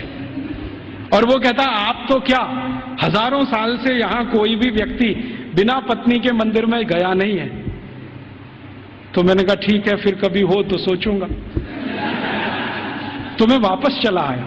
ये बात को मैकॉले बोल रहा है वहां कि भारतवासी बोलते हैं कि मोक्ष स्त्री के साथ ही होता है। और हमारे सभी ऋषि मुनि गृहस्थ थे, सदगृहस्थ थे, ब्रह्मचारी नहीं थे। मैंने जितने ऋषि मुनियों को आज तक पढ़ा है, सबको तो नहीं पढ़ा, लेकिन जितने को पढ़ा है सब गृहस्थ थे। इसलिए गृहस्थ आश्रम कोई ऊंची चीज है हमारे यहाँ। तो ये वो बोलता है कि जब ऊंची चीज आपके पास है तो उससे और ऊंची प्राप्त करने की ताकत है। जो ऊंची नहीं है तो ज्यादा ऊंची तो मिलेगी नहीं। तो भारत में तो स्त्री का ये हैसियत है कि वो अगर नहीं है तो परिवार नहीं है, समाज नहीं है, संस्कार नहीं है, भाषा नहीं है, ज्ञान नहीं है। इसलिए भारत में स्त्रियां तो बहुत ऊंची है। फिर वो कहता है कि हमारे यहाँ इंग्लैंड में तो गांव गांव में स्त्रियों को मारते पीटते हैं, जला भी दे देते हैं। आपको मालूम है यूरोप में 2500 साल एक परंपरा चली है, विच हंटिंग। बहुत किताबें लिखी गई हैं इस पर, बहुत लिखा। विच हंटिंग समझते? विच माने क्या कहना चाहिए हिंदी? डायन। डायन, डायन कहते हैं ना। डायन को ढूंढना और उसको मारना, ये बहुत बड़ा खेल चलता था। यूरोप के सभी देशों में, Germany, France, Sweden, Switzerland, Denmark, Norway, सब देशों में, और 2500 साल चलता था। गांव में ढूंढ ढूंढ के ऐसी महिलाओं को मारा जाता था जिनके पति की मृत्यु हो गई हो, तो मान लिया जाता था ये तो हो गई है और इसको हंट करना है, माने मार देना है। उनको जिंदा जलाना, कभी उनको जमीन में खड्डा खोद के गाड़ देना, बाल पकड़ के उनको खींच लेना, तरह तरह के अत्याचार उनके ऊपर होते थे। और किस देश में, किस साल में कितनी महिलाओं को विच हंटिंग किया गया, इसके रिकॉर्ड्स आजकल मैं इकट्ठे कर रहा हूं। तो हमारे यहां जब सती प्रथा की कहानी चर्चित हुई ना विलियम बेंटिंक के द्वारा, उसी साल में इंग्लैंड में 2700 से ज्यादा महिलाओं को डायन कह के मार डाला गया, उसी साल में। अब हुआ क्या कहानी में कि विलियम बेंटिंक ने अपने देश में जो 2500 से ज्यादा महिलाओं को डायन मरवाया कह के, उसकी चर्चा तो की नहीं आज तक। एक किसी महिला को इस देश में डायन सिद्ध करके मरवा दिया, उसको इतना ग्लोरीफाई कर दिया कि भारत के सभी गांवों में यही होता है। और विलियम बेंटिंक को तो कुछ समझ भी नहीं थी, अकल भी नहीं थी। अभी थोड़े दिन पहले इस प्रश्न का मुझे उत्तर मिला। भारत देश में आप जानते हैं कि 4500 से ज्यादा वनवासी जातियां हैं, 4556 हैं कुछ वनवासी जातियां। जैसे गोंड हैं, वो एक वनवासी जाति है। ऐसे ही गोंड जैसे 4500 से ज्यादा समूह हैं। इनके बीच में मैं पिछले कुछ सालों से घूम रहा हूं और मैंने वहां देखा कि सती का मतलब क्या होता है, सती कहते किसको है। एक बार गोंड लोगों के एक बहुत बड़े सम्मेलन में मैं गया और वहां किसी को सती किया जाना था। मैंने कहा चल के देखूं ये होता क्या है सती होना। तो वहां हुआ ये था कि एक महिला के पति का देहांत हो गया, स्वर्गवास हो गया, और पति का स्वर्गवास हो गया तो उसकी अंतिम यात्रा के लिए गांव के लोग जा रहे हैं। अंतिम संस्कार वो ऐसे ही करते हैं जैसे हम करते हैं, अग्निदाह करते हैं, लकड़ियां इकट्ठी करते हैं। तो मैंने देखा कि उसकी पत्नी आती है और उसके चारों तरफ प्रदक्षिणा करती है और संस्कृत के मंत्र बोलते हैं। कभी कभी उनको भूल जाए तो वो अपनी भाषा के मंत्र बोलने लगते हैं, लेकिन मंत्र उच्चार होता है, बराबर होता है, पूरे समय होता है। जितने समय तक लाश जलती है तब तक वो मंत्रोच्चार करते रहते हैं, कुछ ना कुछ बोलते हैं। तो मंत्रोच्चार हो रहा है, पत्नी उसकी प्रदक्षिणा कर रही है, तो एक चक्कर उसने लगाया और उनकी अपनी भाषा में सबके सामने हाथ जोड़कर कहा कि आज मेरे पति का स्वर्गवास हुआ है, समाज में ऐसा कौन सा समूह है जो मेरी सुरक्षा की जिम्मेदारी लेगा। वो प्रश्न पूछ रही है और बड़े सुंदर शब्दों में वो कह रही है कि भारत के शास्त्रों ने हमेशा स्त्री को सुरक्षित रहना ये आवश्यक है, क्योंकि उसको जीवन बढ़ाना है, तो इसलिए उसको सुरक्षा की जरूरत है। प्राकृतिक सुरक्षा भी चाहिए, दूसरे तरह की भी सुरक्षा चाहिए।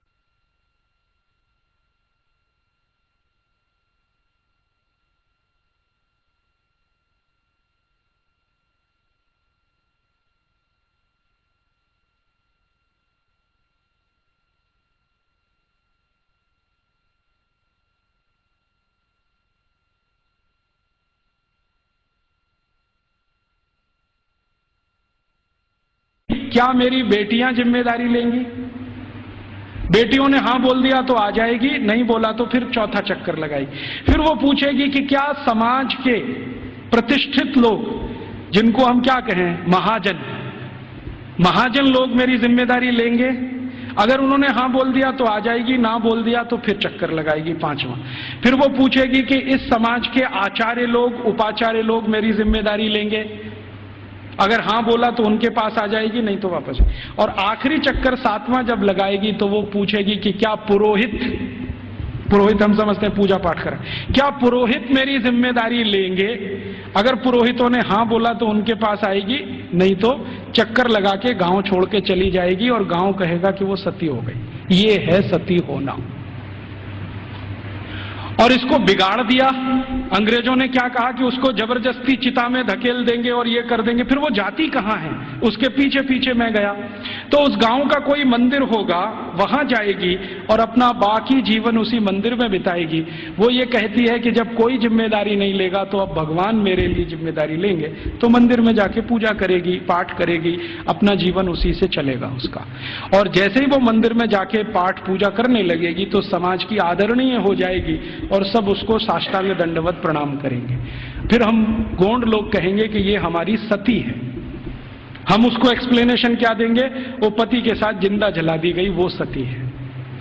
सती होना कोई ऊंचा कर्म रहा है इस देश में, हम उसको समझ नहीं पाए। अंग्रेजों ने जो डिस्क्रिप्शन दे दिया उसी को अंतिम मान के हमने अपना मान लिया कि ऐसा ही कुछ होता होगा। ये होता है, और ये सिर्फ गोंडों में ही नहीं होता, भीलों में भी होता है। गोंड हैं, भील हैं, जितने तरह की जनजातियां हैं, ज्यादातर में ये होता है। तो मैकॉले कह रहा है कि भारत में तो स्त्रियों का स्थान बहुत ऊंचा है, परिवार में ऊंचा है, समाज में ऊंचा है, भाषा उनके यहां से निकली है, फंक्शनल नॉलेज उन्होंने समाज को दिया है, इसलिए इनके लिए तो सब कुछ विशेष होता है। इसलिए गुरुकुलों में आचार्य स्तर पर बहुत स्त्रियां हैं, ये हैरानी की बात नहीं है। वो कहता हमारे समाज में उल्टी स्थिति है, स्त्रियों का स्थान सबसे नीचे है, इसलिए हमारे यहां हर काम में वो सबसे पीछे है। तो इस तरह की कुछ बातें हैं जो मैकॉले के डॉक्यूमेंट्स बताते हैं, और विलियम एडम ने इससे भी ज्यादा कुछ खोज की है और उसके डॉक्यूमेंट्स इससे भी आगे की कई बातें बताते हैं कि भारत के ये जो गुरुकुल हैं, इन गुरुकुलों का योगदान क्या है समाज में। तो विलियम एडम ने एक गुरुकुल की कहानी लिखी है अपने दस्तावेजों में। आंध्र प्रदेश में कावेरी नदी के पास विशाखापट्टनम से थोड़ा दूर एक गुरुकुल है, उसका नाम गांव का मैं भूल रहा हूं। तो वो गुरुकुल है, उसने क्या योगदान दिया है? तो वो कहता है विलियम एडम कि ये जो गुरुकुल है ये बहुत पुराना है और उसके दस्तावेज पुराने हैं। 12वीं शताब्दी का वो गुरुकुल है, और वो गुरुकुल है सिविल इंजीनियरिंग का, कंस्ट्रक्शन में सिविल इंजीनियरिंग का। तो कहता है इसका योगदान क्या है? तो विलियम एडम कहता है कि इस गुरुकुल के विद्यार्थी और आचार्यों ने मिलकर कावेरी नदी पर एक डैम बनाया है, बांध बनाया है, जो दुनिया का सबसे पहला बांध है। मुझे नहीं मालूम था विलियम एडम के डॉक्यूमेंट्स पढ़ने के पहले कि दुनिया का सबसे पहला बांध भारत में बना है। फिर जैसा उसने डिस्क्रिप्शन दिया है उसको खोजते खोजते मैं पहुंच गया एक दिन, और अपनी आंखों से देख के आया कि वो डैम अभी तक जीवित है। उस डैम पर तेलुगु भाषा में एक पत्थर लगा हुआ है जिस पर तारीख है सन 1238 में वो बना है। आज से लगभग 800-825 साल पुराना है। और वो डैम की विशेषता क्या है? पत्थर और चूने से बना है। और आप जानते हैं दक्षिण भारत में सबसे ज्यादा प्रवाह वाली नदी है कावेरी। कावेरी जो है ना पेरेनियल रिवर है, साल के 12 महीने पानी रहता है उसमें, और पानी का फ्लो सबसे तेज है और पानी का दबाव भी उसका सबसे तेज है। तो कावेरी नदी पर जहां सबसे तेज गति से पानी बहता है उस नदी पर बांध बना दिया। बांध की लंबाई कितनी है और उसकी चौड़ाई कितनी है? लगभग 1 किलोमीटर, 1.5 किलोमीटर के आसपास उसकी लंबाई है। 1.5 किलोमीटर लंबा बांध है। और बांध बनाया कैसा है? ऐसा है जैसे जेड होता है ना, जेड ऐसे फिर ऐसे फिर ऐसे फिर ऐसे फिर ऐसे जेड शेप में पूरा बांध है। तो वो वर्णन कर रहा है विलियम एडम कि ये गुरुकुल के विद्यार्थी और आचार्यों ने बनाया है। इसकी विशेषता क्या है? तो विशेषता ये है कि ये जेड शेप में है। जेड शेप में क्यों बनाया? स्ट्रेट लाइन में क्यों नहीं बना दिया? एक रेखीय रेखा में क्यों नहीं बना दिया? तो कहता इसका जवाब मुझे नहीं मालूम क्यों बनाया। बहुत दिन मैं भी सोचता रहा कि ऐसा क्यों है। अब मेरे समझ में आया थोड़े दिन पहले कि ये जब सीधी रेखा में आप कोई दीवार बनाए और पानी बहुत तेज गति से आए तो दबाव इतना ज्यादा है कि बहुत जल्दी वो टूट जाएगा। लेकिन अगर आप उसी सीधी रेखा की दीवार को ऐसे ऐसे कर दो तो पानी का प्रेशर डाइवर्ट हो जाएगा और वो डैम कभी भी नहीं टूटेगा। अब समझ में आया कि वो 825 साल से कैसे जिंदा है। तो वो बोल रहा है कि ये एक गुरुकुल ने बनाया हुआ है, और वो गुरुकुल विशाखापट्टनम के नजदीक कभी चला करता था। मैं जब गया इसको देखने के बाद हैदराबाद लौटा तो उनकी जो आर्काइव्स है उसमें गया, तो आर्काइव्स में उसके डॉक्यूमेंट्स मुझे मिल गए और गजट में भी इसके बारे में वर्णन है। तो वो कह रहा है विलियम एडम कि भारत के गुरुकुल में पढ़ने वाले विद्यार्थी और उनको पढ़ाने वाले आचार्य कितने समाज के काम करते हैं, उसका ये नमूना है। राजा डैम नहीं बनाते, विद्यार्थी और उनके अध्यापक मिलकर डैम बना देते हैं। और विलियम एडम लिख रहा है कि भारत में ऐसे हजारों तालाब गांव-गांव में विद्यार्थियों ने और उनके अध्यापकों ने बना दिए। ऐसी हजारों गौशालाएं गांव-गांव में विद्यार्थियों ने और अध्यापकों ने बना दी। ऐसी हजारों समाज उपयोगी चीजें जैसे धर्मशालाएं, कुएं, पानी की रहट, ये सब विद्यार्थियों ने अध्यापकों के साथ मिलकर बना दिए। तो विलियम एडम कह रहा है कि भारत के गुरुकुल सिर्फ शिक्षा का केंद्र या विद्या का केंद्र ही नहीं है, ये गुरुकुल अपने विद्यार्थी और अध्यापकों के साथ मिलकर समाज के इतने बड़े काम कर रहे हैं जो वर्षों वर्षों तक भारत के लोगों के उपयोग में आने वाले हैं। तो इस तरह की थी हमारी शिक्षा व्यवस्था। अब क्या हुआ, इस शिक्षा व्यवस्था को जब मैकॉले ने पूरे ठीक से डिस्क्राइब किया लंदन में, तो लंदन में ब्रिटिश पार्लियामेंट के सभी सांसदों ने कहा कि अगर ऐसी शिक्षा व्यवस्था भारत में है तो भारत तो बहुत समृद्धशाली है, पैसे वाला है, ये हमें समझ में आता है। कई गुरुकुलों का उसने वर्णन किया है जो कृषि विज्ञान सिखाते हैं, कृषि शास्त्र सिखाते हैं। तमिलनाडु के कई गुरुकुलों का जिक्र है जिसमें कृषि विज्ञान ऐसा सिखाया जाता है जहां 1 एकड़ में 56 क्विंटल चावल पैदा होता है, उसकी विद्या वो सीखते हैं वहां पर। आज भारत में जितने भी एग्रीकल्चरल यूनिवर्सिटीज हैं ना, वो 1 एकड़ में 30 क्विंटल से ज्यादा धान कभी पैदा करके दे नहीं पाए, लेकिन 1835 में विलियम एडम कह रहा है कि 1 एकड़ में 56 क्विंटल धान पैदा करना तो सामान्य बात है। और ऐसी शिक्षा देने वाले, विद्या देने वाले सैकड़ों गुरुकुल भारत में हैं। तो कुछ कृषि सिखाते हैं, कुछ मेटलर्जी सिखाते हैं, कुछ कंस्ट्रक्शन इंजीनियरिंग में सिखाते हैं, कुछ और कुछ सिखाते होंगे। ऐसे 18-20 विषयों के सारे ये गुरुकुल हैं। तो वो कह रहा है कि भारत सुखी है, समृद्धशाली है, वो इन गुरुकुलों के कारण। तो वो कह रहा है कि अब भारत को अगर गुलाम बनाना है तो इस शिक्षा व्यवस्था को जब तक हम तोड़ेंगे नहीं तब तक भारत गुलाम बनता नहीं। तो फिर उसको पूछ रहा है इंग्लैंड का राजा कि अब आपके पास क्या योजना है। तो कह रहा है कि मेरे पास एक योजना है कि हमारी जो सरकार भारत में चल रही है उसको आदेश दिया जाए कि भारत के ये जो गुरुकुल हैं, इंडिजिनस एजुकेशन सिस्टम वो कहते हैं इसको, भारत का स्थानीय शिक्षा तंत्र। तो कह रहे हैं जो इंडियन एजुकेशन सिस्टम है या इंडिजिनस एजुकेशन सिस्टम है, इसको कानून बनाकर हम गैर कानूनी घोषित कर देंगे, इल्लीगल, कि ये सब कुछ अवैधानिक है, गैर कानूनी। उसके लिए कानून बना देंगे लंदन में, यहां से वो चला जाएगा भारत में, उसको लागू करा देंगे। थोड़े दिन में ये सब गुरुकुल बंद हो जाएंगे, क्योंकि हमारे पास जब कानून आ जाएगा तो कानून के डंडे से हम इनको बंद करा देंगे कि ये इल्लीगल है, बंद करो। नहीं बंद करेंगे तो दंड देंगे उनको। थोड़े दिन में दंड देते देते अपने आप बंद हो जाएंगे। तब अंग्रेजों की संसद ने एक कानून बनाया जिसका नाम है इंडियन एजुकेशन एक्ट, और वो पारित हुआ, बाद में भारत की संसद में पारित हुआ और उसको लागू किया गया। तो उसमें तय ये किया गया कि जितने भी गुरुकुलों में संस्कृत माध्यम से विद्या सिखाई जाती है वो सब गैर कानूनी। फिर कहा गया कि जितने भी गुरुकुलों में स्थानीय भाषाओं की मदद से, जैसे तेलुगु, तमिल, कन्नड़, मलयालम, मराठी, गुजराती, इनके माध्यम से विद्या दी जाती है, वो भी गैर कानूनी। तो कानूनी क्या? कानूनी वो जहां अंग्रेजी के माध्यम से शिक्षा दी जाती है, वो कानूनी।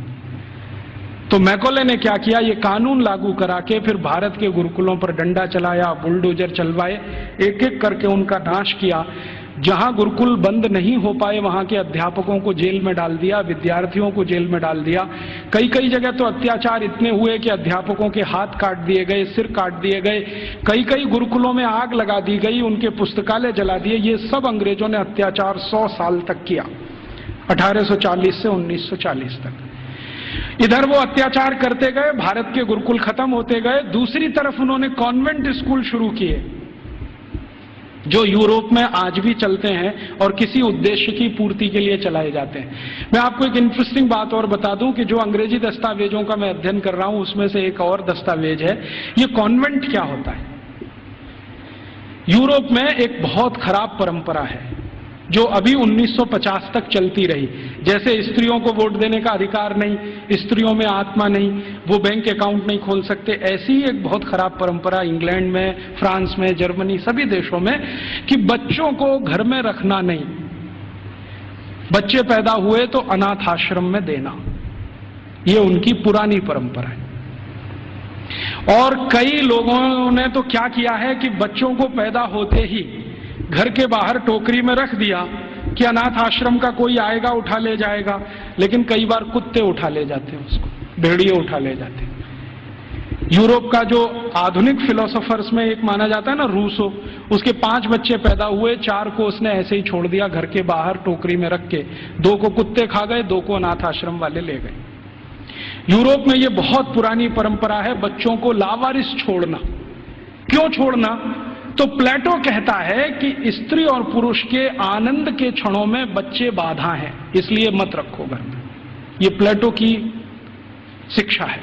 वो कहता है कि अच्छे नहीं है बच्चे घर में रखना। और वो ये कहता है कि जीवन का चरम तो आनंद ही है, और वो भी शरीर का आनंद है। वो कहता है जीवन तो इसी के लिए मिला है कि हम शारीरिक आनंद की प्राप्ति करें, और बच्चे इसमें बाधा हैं, तो बच्चों को रखना नहीं घर में, तो छोड़ देना। तो वहां बच्चे छोड़ने की परंपरा है। अब बच्चे छोड़े जाते हैं तो राजा उनकी व्यवस्था करे छोड़े हुए बच्चों की। तो राजा कुछ संस्थाएं खड़ी करता है, उन संस्थाओं को कॉन्वेंट कहते हैं। कॉन्वेंट माने लावारिस बच्चों को पालने वाली संस्थाएं, अनाथ बच्चों को पालने वाली संस्थाएं। कॉन्वेंट माने अनाथ बच्चों के स्कूल, लावारिस बच्चों के स्कूल। तो यूरोप में ये कॉन्वेंट चलते हैं। तो ये मैकॉले कह रहा है कि भारत में भी यही चलाएंगे हम। तो कोई सांसद उससे पूछ रहा है कि भारत में कोई अनाथ होता है? उसने कहा होता तो नहीं है, लेकिन हम बनाएंगे। होता तो कोई नहीं है, क्योंकि भारत में किसी बच्चे के माता पिता भी मर जाएं तो उसके चाचा चाची है, ताऊ ताई है, मामा मामी है, मौसा मौसी है, बुआ फूफा, कोई तो लेगा उसको। यूरोप में तो है माता पिता, तो भी छोड़ देंगे। तो यूरोप में ये जो लावारिस बच्चे हैं, इनको पालने के लिए कॉन्वेंट खड़े किए जाते हैं। कॉन्वेंट को चलाने वाले ज्यादातर क्रिश्चियन इंस्टीट्यूट होते हैं या चर्च होता है। राजा चर्च को दान देता है और उस पैसे से ये सब चलते हैं।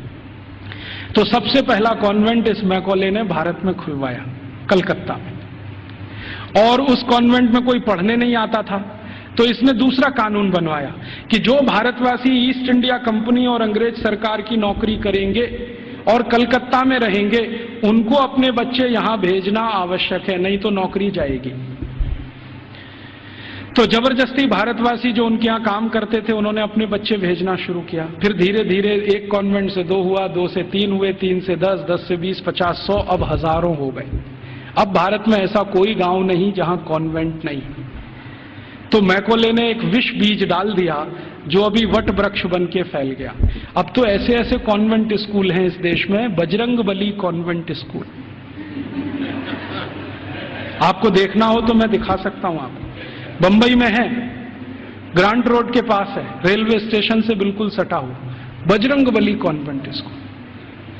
हाँ, और एक कॉन्वेंट स्कूल है संतोषी माता कॉन्वेंट स्कूल, एक है सरस्वती देवी कॉन्वेंट स्कूल, एक महावीर स्वामी कॉन्वेंट स्कूल खुला है अभी बेंगलोर में, जबरदस्त। अब इनको पूछो चलाने वालों को कि बजरंगबली का कॉन्वेंट से क्या रिश्ता है, या सरस्वती देवी कब कॉन्वेंट स्कूल में पढ़ने गई थी। मूर्खों के मूर्ख इस देश में पैदा हो गए, ना तो अंग्रेज हैं ना तो हिंदुस्तानी है, खिचड़ी बन के इस समाज में पड़े हुए। ना उसमें से आप चावल निकाल सकते हैं, ना मूंग की दाल का दाना निकाल सकते। ये खिचड़ी लोगों ने देश का सत्यानाश कर दिया। ये सब मैकॉले की संतान है। मैकॉले तो छोड़ गया कुछ। जब अंग्रेज गए थे ना, तो रिकॉर्ड्स बताते हैं कि 350 कॉन्वेंट स्कूल थे 15 अगस्त 1947 तक। अब शायद वो 30-35 हजार हो गए हों, तो कोई आश्चर्य की बात नहीं। अब यूरोप में जो कॉन्वेंट स्कूल हैं, वैसी ही शिक्षण यहां हो रहा है। यूरोप में क्या होता है ना, मैंने आपसे कहा कॉन्वेंट माने लावारिस बच्चों के स्कूल। तो वहां जो बच्चे पढ़ने आते हैं, उनको सिखाया जाता है कि देखो ये जो अध्यापक है वो अध्यापक नहीं है, ये फादर है, ये मदर है, क्योंकि असली का पता नहीं।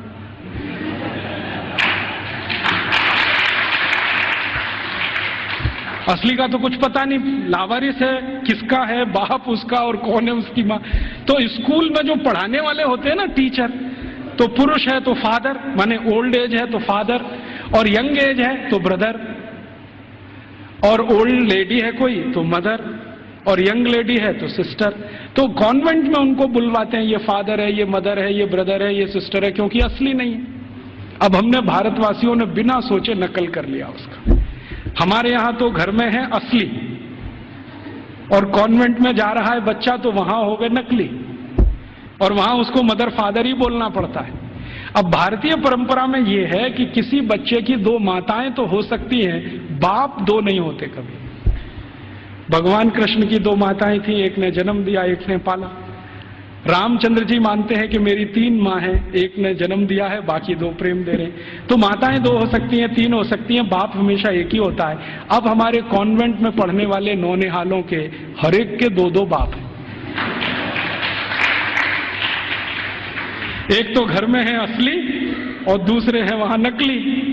और मैं आपको अंग्रेजी की एक शब्द की व्याख्या करता हूं।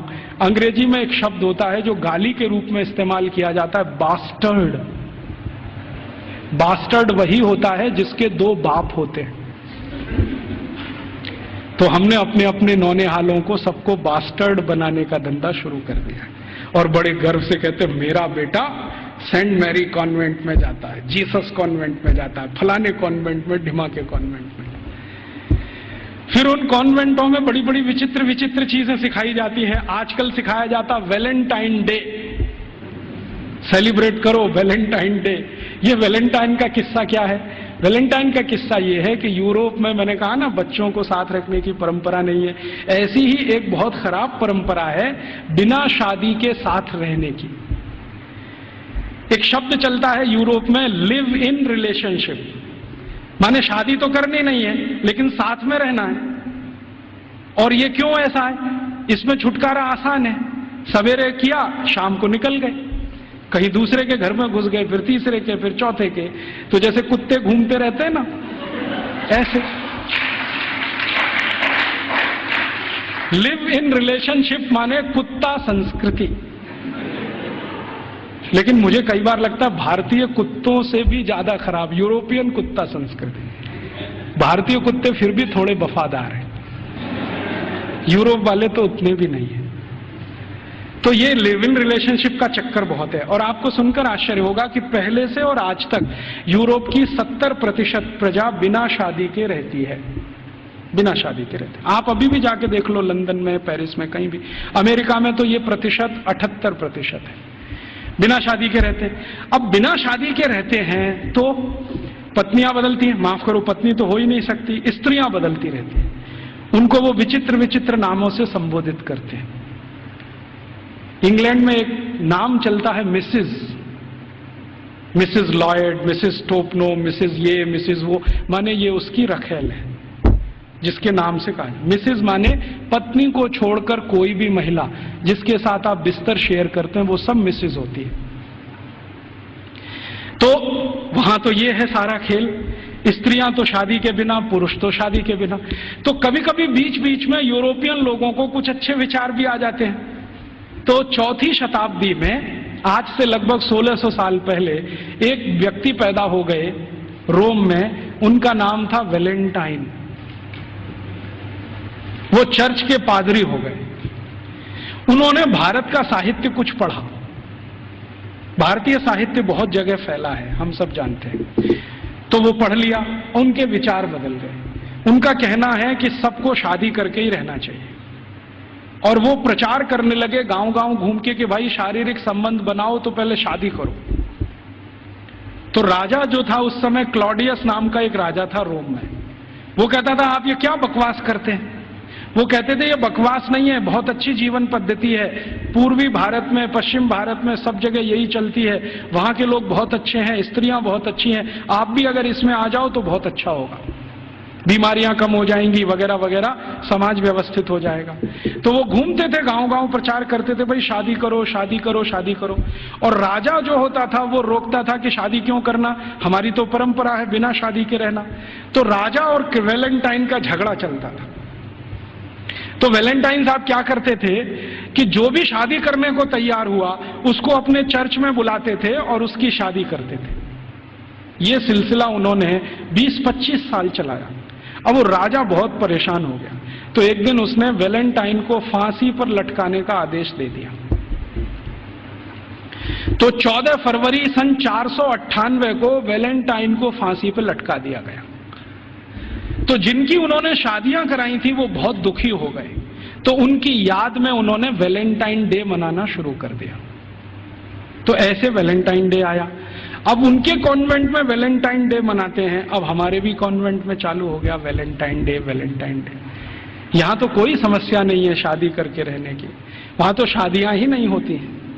अब हमारे स्कूलों में वैलेंटाइन डे मनाता है, तो बच्चे क्या करते हैं, ग्रीटिंग कार्ड खरीदते हैं, अपनी अम्मा को देते हैं, would you be my valentine, फिर बाप को भी दे देते हैं, would you be my valentine. इन मूर्खों को पता ही नहीं कि वैलेंटाइन थे कौन, इसका मतलब क्या है। अम्मा को पूछ रहे हैं would you be my Valentine.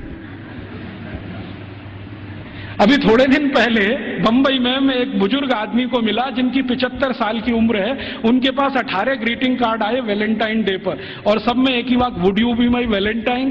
75 साल के बुजुर्ग आदमी से लड़कियां पूछ रही would you be my Valentine. ऐसा अधकचरापन है। ये सब कॉन्वेंट में से हमारे बच्चे सीख सीख के निकल रहे हैं। और इन कॉन्वेंट स्कूलों में क्या क्या सब सिखा दिया।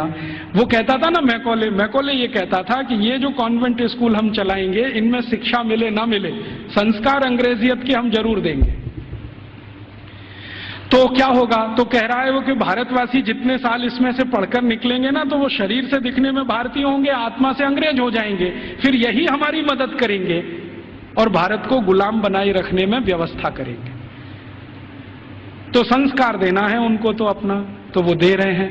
अब जो कॉन्वेंट में वैलेंटाइन डे सिखा दिया, फिर उन्होंने पता नहीं मदर्स डे सिखा दिया, फादर्स डे सिखा दिया। मदर्स डे पता है क्या होता है यूरोप में? यूरोप में एक और बहुत पुरानी परंपरा है, प्लेटो के समय से चली आ रही है, कि बच्चे जब पैदा हुए ना तो घर में तो रखने नहीं है, बाहर छोड़ देने हैं। तो उन बच्चों को मां का दूध नसीब नहीं है, तो चर्च में जो होती है ना, सिस्टर्स होती है, वो अपना दूध उनको उपलब्ध कराती है। अब आप में से कई लोगों को यह प्रश्न होगा कि बायोलॉजिकली यह संभव कैसे है? वो नर्स तो मां बनी नहीं, तो उसको दूध कैसे आएगा? लेकिन अभी आधुनिक विज्ञान ने यह सिद्ध कर दिया है कि कोई बच्चा लगातार 2-3 दिन तक बिना विवाहित किसी महिला को लगातार स्तनपान करे तो 4-5वें दिन से दूध आना शुरू हो जाता है। तो उनके यहां नर्सिंग जो होती है वो सिस्टर्स के द्वारा होती है या नर्सेस के द्वारा होती है, मां नहीं करती है। लेकिन कभी कभी साल में कोई एक दिन मनाना हो तो वो मदर्स डे मनाते हैं, जिस दिन मां अपने बच्चे को दूध पिलाने के लिए वहां जाती है कॉन्वेंट में, तो उनके यहां मदर्स डे होता है। ऐसे ही उनके यहां फादर्स डे होता है। फादर्स डे का चक्कर क्या है, यूरोप के बच्चे वैसे तो घर में रहते नहीं, जो गलती से किसी ने रख लिए तो उनको अपने बाप के साथ खाना खाने का अधिकार नहीं है। डाइनिंग टेबल पर अपने बाप के साथ वो नहीं बैठ सकते। बाप अपने डाइनिंग टेबल पे खाना खाएगा दोस्तों के साथ, जब वो चला जाएगा खाना खा के तो बाद में बच्चे डाइनिंग टेबल पे बैठते हैं। लेकिन साल में कोई एक दिन वो फिक्स करते हैं जब बच्चे बाप के साथ बैठे डाइनिंग टेबल पर, उस दिन वो फादर्स डे मनाते हैं। अब उनके मदर्स डे, उनके फादर्स डे, उनके ब्रदर्स डे, उनके सिस्टर्स डे या उनका वैलेंटाइन डे, उसके पीछे कुछ कहानियां हैं। हम बिना सोचे समझे अंधों की तरह से इस पे लग गए हैं। कई बार मैं देखता हूं अजमेर जैसे शहर में, जयपुर जैसे शहर में मदर्स डे पे रैली निकाली जा रही है, प्ले कार्ड लेके बच्चियां अपने अपने हाथ में जा रही हैं, स्कूल कॉलेज उनका छुड़वा दिया जाता है, और ये सब मूर्ख सरकारी अधिकारी किया करते हैं। फिर फादर्स डे पे निकालते हैं, फिर इस पे निकालते हैं, ये सब तमाशेबाजी। ये मैकॉले हमारे यहां छोड़ के गया, और वो बार बार कहता था कि हमें संस्कार देना है, शिक्षा दे पाए ना दे पाए वो महत्व का नहीं, अंग्रेजियत का संस्कार देना है। तो वो दे गया। अब वो हमारे खून में घुस गया, और इतना घुस गया है कि कुछ समझ में नहीं आता ये निकले कैसे।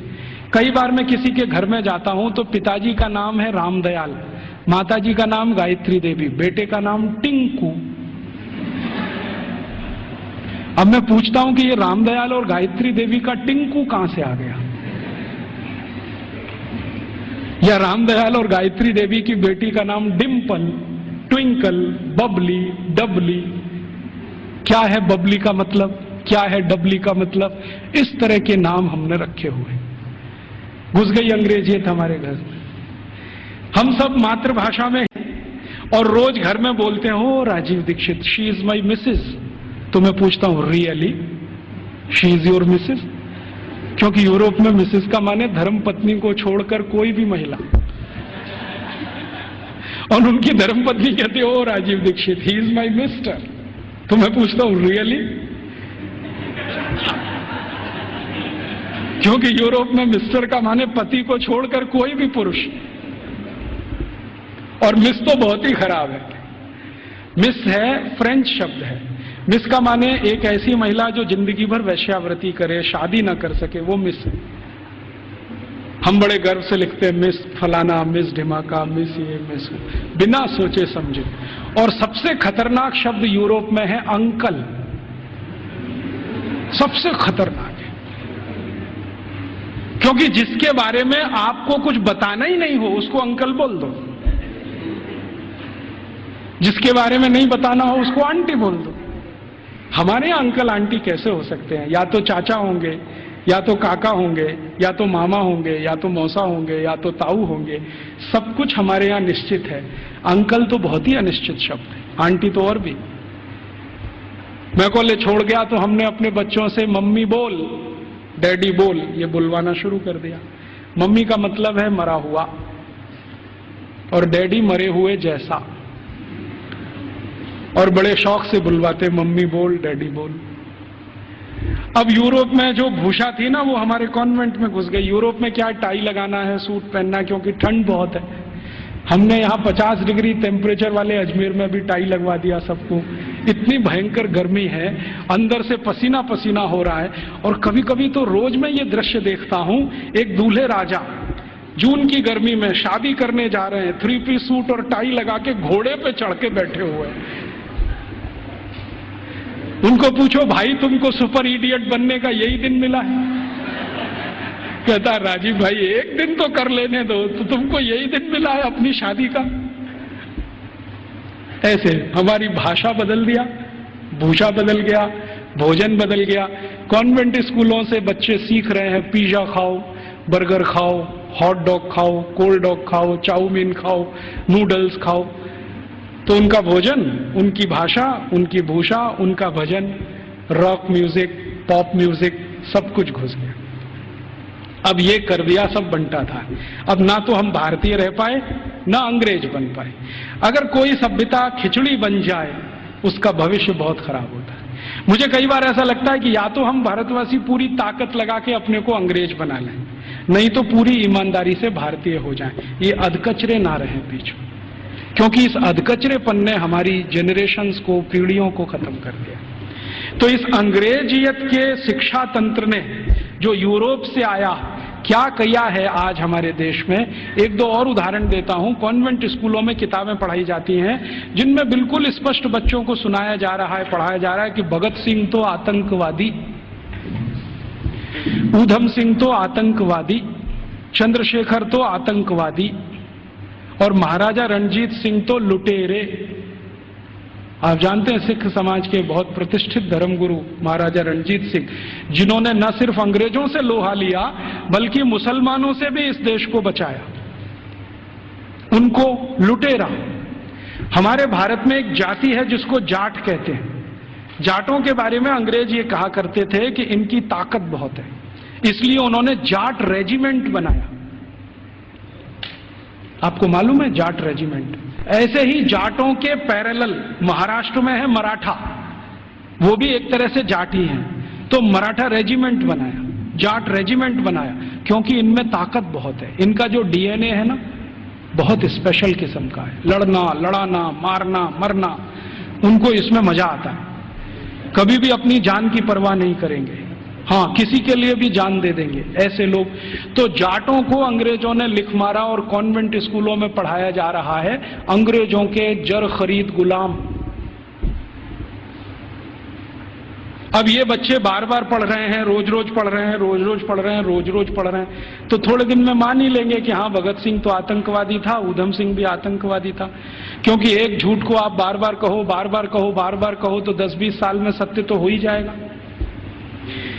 एक कॉन्वेंट स्कूल की हिस्ट्री की किताब में मैं पढ़ के आया, और वो किताब मैंने संभाल के रखी हुई है। झांसी की रानी लक्ष्मीबाई ने भारत की आजादी के लिए कुछ नहीं किया, और उसका जीवन चरित्र लिखा गया है कि वो एक अंग्रेज अधिकारी जॉन लेक के प्रेम और मोहब्बत में ही फंसी रही जिंदगी भर। झांसी की रानी लक्ष्मीबाई के बारे में ऐसी सब चीजें पढ़ाई जा रही हैं। और धीरे धीरे हुआ क्या है, इन कॉन्वेंट स्कूलों के बनाए हुए सिलेबस को भारत सरकार ने सारे देश का सिलेबस बना दिया है, पूरे देश का। अब संसद में भले ही कितना हंगामा हो, लेकिन सरकार कहती है जी सत्य तो यही है, क्योंकि अंग्रेजों ने लिखा है। और हमारे प्रधानमंत्री भी कहते हैं सच्चे सत्यवादी तो अंग्रेज ही थे जो हमको ये सब सिखा के गए। ये स्थिति हमारे देश की है। तो ऐसी गंभीर स्थिति में हम सबको सोचना है, आज शिक्षक दिवस है, तो हम सब सोचें कि इस शिक्षा का क्या करें जो यूरोप से आई है और हमारे देश में जड़ जमा के बैठ गई है। मुझे बहुत कष्ट होता है आपको ये बताते हुए कि भारत में जो कॉन्वेंट स्कूल चल रहे हैं, आप जानते हैं इनके पास सबसे ज्यादा भूमि है भारत देश की। मैंने संसद में एक प्रश्न करवाया था, आप यहां बैठे हैं, मेरे एक दोस्त हैं अखिलेश कुमार करके गोरखपुर से, और उसके पास के क्षेत्र से सांसद हैं। मैंने कहा जरा ये पूछ तो लो कि भारत में सरकार के बाद किसके पास सबसे ज्यादा जमीन है। तो उत्तर आया कि सरकार के बाद सबसे ज्यादा जमीन चर्च और उनके कॉन्वेंट स्कूलों के पास ही है। रेलवे से भी ज्यादा जमीन इनके पास है, और हजारों हेक्टेयर जमीन 1-1 रुपए के लीज पर दी गई है। हजारों हेक्टेयर, 1 रुपए का लीज, 2 रुपए का लीज, माने साल में वो 1 ही रुपया देते हैं, हजारों एकड़ जमीन भारत की इस्तेमाल कर रहे हैं और उनकी मिल्कियत है। 1820 से अंग्रेजों की सरकार ने ये जमीन देना शुरू किया, 2006 तक ये आबाद गति से चालू है। हमारी ही जमीन है, हमारा ही पानी है, हमारे ही संसाधन है। पहले मैं क्या सोचता था कि इन कॉन्वेंट स्कूलों में डोनेशन बहुत देती होगी सरकार, लेकिन संसद में एक जब सवाल करवाया तो पता चला कि सरकार का डोनेशन तो 10% ही है, बाकी समाज का डोनेशन। अकेले मैं मुंबई का आंकड़ा आपको दे रहा हूं, बंबई में जितने कॉन्वेंट स्कूल चलते हैं उसमें 92% हिंदू समाज के लड़के लड़कियां पढ़ते हैं, 92%। 2.5% क्रिश्चियन समाज के हैं और बकाया में मुसलमान हैं। ये है स्थिति। तो 92% विद्यार्थी हिंदू समाज के जो पढ़ते हैं बंबई में कॉन्वेंट स्कूलों में, वो सब विद्यार्थी के माँ बाप 1 साल की फीस के रूप में 18,000 करोड़ रुपए देते हैं। आप सोचते हैं ये रकम कितनी बड़ी है? राजस्थान सरकार के बजट का लगभग आधा बंबई, सिर्फ बंबई के कॉन्वेंट, फिर कलकत्ता के कॉन्वेंट, मद्रास के कॉन्वेंट, हैदराबाद के कॉन्वेंट, दिल्ली के, इन सबको मैंने जोड़ना शुरू किया। फिर बी क्लास सिटीज के कॉन्वेंट जैसे अजमेर है, जयपुर है, ऐसे शहर, फिर सी क्लास। कुल कॉन्वेंट स्कूलों में साल का भारतीय समाज के द्वारा 1 लाख करोड़ रुपए से ज्यादा का डोनेशन और फीस दी जा रही है। हमसे पैसा ले रहे हैं और हमारे ही बच्चों का दिमाग घुमा रहे हैं, और ऐसे ऐसे दिमाग घुमाए जाते हैं। एक कॉन्वेंट स्कूल के खिलाफ मैंने मुकदमा दाखिल किया हुआ है गुजरात हाई कोर्ट में। मामला क्या था, छोटे छोटे बच्चे वहां पढ़ने को आते हैं, तो उन बच्चों को लेने के लिए बस जाती है, तो ड्राइवर को कहा जाता है कि जानबूझ के बस बंद कर देना। तो कभी भी वो ड्राइवर बस बंद कर देता है। फिर बच्चों को कहता है देखो बस खराब हो गई, तुम्हारे भगवान का नाम लो। तो बच्चे का नाम लेते हैं, हनुमान जी का, राम का, बस चालू नहीं होती।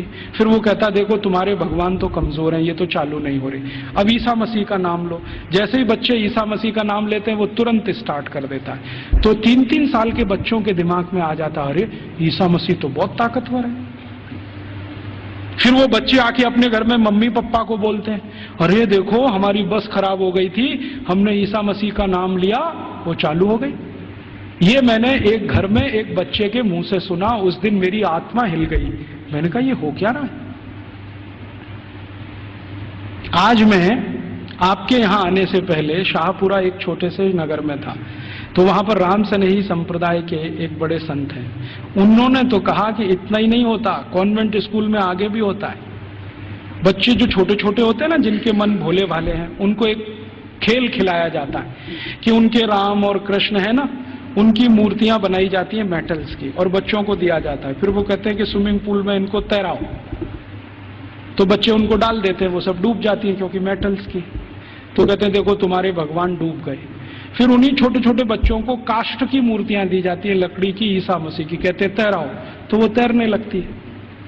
तो बच्चों को कहते हैं देखो ईसा मसीह इतने ताकतवर हैं कि वो तैर सकते हैं, रामकृष्ण तो डूब गए, तो तुमको भी तो लोकमान्य तिलक की इस बात को फिर याद करें, दुश्मन हमसे ताकतवर है, बहिष्कार करो और असहयोग करो। बाद में गांधी जी ने उसको और तेज से कहा। हम इन कॉन्वेंट स्कूलों को और इस एजुकेशन को हटाना चाहते हैं यूरोपियन, तो इसके लिए असहयोग करो और बहिष्कार करो। मतलब मैंने आपसे कहा कि 92% विद्यार्थी हमारे हैं जो वहां पढ़ने जा रहे हैं, इनको रोको। और हम इसको अपने घर से शुरू करें कि हम हमारे घर के किसी बच्चे को कॉन्वेंट में नहीं पढ़ाएंगे, क्योंकि हम उसको बास्टर्ड नहीं बनाएंगे। वो इंजीनियर बने न बने, डॉक्टर बने न बने, कम से कम बास्टर्ड तो ना बने। इतना अपमान तो न करें हम अपने पिता का। तो हम नहीं भेजेंगे हमारे बच्चों को, तो फिर कहां भेजेंगे? जो हमारे स्कूल चलते हैं उनमें भेजेंगे। फिर आप कहेंगे उनमें सुख सुविधाएं कम है, बढ़ जाएंगी। जब धन का प्रवाह कॉन्वेंट स्कूलों से भारतीय स्कूलों की तरफ होगा तो सुविधाएं भी बढ़ जाएंगी। आप सोचो 18,000 करोड़ रुपया बंबई के कुछ कॉन्वेंट स्कूल को हर साल मिलता है, इतना ही रुपया आर्य समाज के गुरुकुलों को मिल जाए, या सनातन समाज के लोगों को मिल जाए, या किसी और संस्थाओं को मिल जाए जो भारतीयता आधारित गुरुकुल चलाते हैं, तो वो सुख सुविधाओं वाले हो जाएंगे। वो तो धन के प्रवाह को बदलने की जरूरत है। अभी धन का प्रवाह कॉन्वेंट स्कूलों की तरफ है, तो सुख सुविधाएं वहां ज्यादा हैं। हमारे स्कूल पानी से प्यासे हैं, बैठने को जमीन पे टाटपट्टी नहीं है, स्कूल में पढ़ाने के लिए ब्लैक बोर्ड नहीं है, सामान्य जरूरतों की चीजें जैसे संडास घर होना चाहिए वो भी नहीं है। तो ये इसलिए कि धन की कमी है, धन का प्रवाह उस तरफ है, इसको मोड़ दो। तो समाज में एक बहस चले इस पर कि ये कॉन्वेंट स्कूल आए कहां से हैं, उनके यहाँ शिक्षा की क्या स्थिति रही है, तो शायद इसमें से एक समझ बने और ये समझ हिंदुस्तान में अगले 2-3 वर्षों में कोई अभियान का स्वरूप ले और ये अभियान हिंदुस्तान के इस विष बीज को उखाड़ कर फेंक दे, ऐसी भावना मेरे मन में है। मैंने इसके लिए एक और प्रयास शुरू किया है। बहुत लोग जब कहते हैं कि राजीव भाई विकल्प दो, तो हमने खुद अपने इस आजादी बचाओ आंदोलन की तरफ से 6 गुरुकुल बनाना शुरू किया और वो लगभग 1 साल में शुरू हो जाएंगे। उन सभी गुरुकुलों को वैसे ही पढ़वाना है जैसे कभी 200 साल पहले था। वही 18 विषय हमने चुने हैं जो 200 साल पहले पढ़ाए जाते हैं। और हमारे गुरुकुलों की ये मान्यता रही है कि शिक्षा और विद्या सबके लिए, किसी एक के लिए नहीं। पैसा है या नहीं ये महत्व का नहीं है, शिक्षा और विद्या हर एक के लिए। वो जाति का है, धर्म का है, इससे मतलब नहीं। हमारे गुरुकुलों में सभी तरह के विद्यार्थी। आप तो जानते हैं कि भारतीय शास्त्र कहते हैं कि शिक्षा, विद्या और न्याय और चिकित्सा सबको निःशुल्क उपलब्ध होनी चाहिए, बिना किसी भेदभाव के। तो हमने सोचा है कि कम से कम शिक्षा और विद्या तो निःशुल्क उपलब्ध कराएं। तो हमारे गुरुकुलों में हम फीस नहीं लेंगे, ये संकल्प से हम शुरू कर रहे हैं। फिर ये चलेंगे कैसे? इनको चलाने के लिए विद्यार्थियों को हर दिन 2 घंटे श्रम दान करना पड़ेगा। या तो 2 घंटे वो चरखा चलाएं, या तो 2 घंटे खेत में काम करें, या तो 2 घंटे वो साबुन बनाएं, मंजन बनाएं, वॉशिंग पाउडर बनाएं। उनको हम बिकवाएंगे और उसके लिए मार्केटिंग नेटवर्क खड़ा कर रहे हैं पूरे देश में, स्वानंद बाजार के नाम से। इनमें ये वस्तुएं बिकेंगी, उससे आमदनी होगी और गुरुकुल उससे चलेंगे, फीस किसी को नहीं देनी पड़ेगी। और हमारा ये मानना है कि जो विद्यार्थी 14 साल पढ़कर निकल गया, कम से कम हर एक के पास 2.5 से 3 लाख रुपए होगा, जो उसके अपने श्रम की कमाई होगी। उससे वो अपना कोई व्यवसाय शुरू कर सकेगा, 2,000 रुपए की नौकरी के लिए नहीं भागेगा। और इन सारे गुरुकुलों को हम ज्ञान आधारित बना रहे हैं, डिग्री आधारित नहीं, क्योंकि ज्ञान ऊंचा होता है, डिग्री ऊंची नहीं होती कभी भी। अंग्रेजों ने हमको उल्टा फंसा दिया, ज्ञान आधारित हिंदुस्तान को डिग्री में फंसा दिया। अब हम किसी की भी परीक्षा लेते हैं तो भाई तुम्हारे पास डिग्री क्या है? डिग्री कोई महत्व की नहीं होती। चरक ऋषि की क्या डिग्री थी, सुश्रुत ऋषि की क्या डिग्री थी, सांख्य दर्शन की जिन्होंने पूरे दुनिया को बता दिया उनकी क्या डिग्रियां थी, खगोल शास्त्र में इतने बड़े बड़े रिसर्च हो गए। आज दुनिया कहती है कि प्लूटो ग्रह नहीं है, हिंदुस्तानियों ने तो 14वीं शताब्दी में कह दिया था कि प्लूटो ग्रह नहीं, अब दुनिया मानती है कि प्लूटो ग्रह नहीं। सूर्य की दूरी पृथ्वी से कितनी है ये आज बोलते हैं, 9वीं शताब्दी में तो हिंदुस्तानियों को मालूम था कि सूर्य और पृथ्वी की दूरी कितनी है। तो ये जितनी महान बातें करने वाले लोग, इनके पास किसी के पास डिग्री नहीं थी, ज्ञान था। ज्ञान ऊंचा होता है, डिग्री नहीं होती। तो हम वही ज्ञान आधारित शिक्षा और विद्या लाना चाहते हैं। अभी शुरू में हम शायद माइनॉरिटी में होंगे, लेकिन हर माइनॉरिटी समय में मेजॉरिटी हो जाती है। कौन जाने कल को ये अभियान चल पड़ा तो बहुत बड़ा हो जाएगा। शुरुआत तो 1-2 से ही होती है, बड़ा होते होते तो बहुत बड़ा सागर बन जाता है। भगत सिंह तो अकेला था, फांसी पे गया, उसके साथ सुखदेव राजगुरु अकेले थे। सबसे पहले तो मंगल पांडे अकेला था, क्योंकि उसकी छावनी में कोई मदद करने को तैयार नहीं। फिर देखो कि हजारों लाखों मंगल पांडे हुए। तो आज हम शुरू कर रहे हैं, हो सकता है थोड़े दिन में ये हजारों लाखों हो जाएं, लेकिन इसमें आप सबका प्रयास होगा तो होगा। अकेले हम करेंगे तो नहीं होगा। तो आप भी इसमें लगें, हम भी लगे हैं। और आप में से जो आर्य समाजी हैं उनके लिए तो ये बहुत आसान है। मैंने एक पाठ्यक्रम तैयार किया है, आर्य समाज के जितने गुरुकुल भारत में चलते हैं उनको हम वो दे सकते हैं। हमारा उस पर कोई कॉपीराइट नहीं है, सबको कॉपी करने का कंप्लीट राइट है, क्योंकि हम मानते नहीं कि ज्ञान पर किसी का विशेष अधिकार है। ज्ञान तो सबके लिए। मैंने कहीं से लिया, आपको दिया, आप किसी और को दे दीजिए। तो आर्य समाज के सभी गुरुकुलों को मैं दे सकता हूं और दूसरे गुरुकुलों को दे सकता हूं। वहां भी ये साथ साथ शुरू हो जाए, हम प्रयास करें, आप भी करें, तो हो सकता है 3-4 साल में इस देश की शिक्षा का ढांचा और दिशा दोनों बदल जाए। ऐसे अभीष्ट की कामना करके आपके पास आया। आपने बड़े ध्यान शांति से सुना, आपका आभारी हूं। इन बातों को किसी और को भी सुनाएंगे तो और आभारी रहूंगा। कुछ बातें ऐसी मैंने कही हों जो आपको अच्छी न लगी हो तो उनको यहीं छोड़कर जाइए, उसके लिए माफी चाहता हूं। धन्यवाद।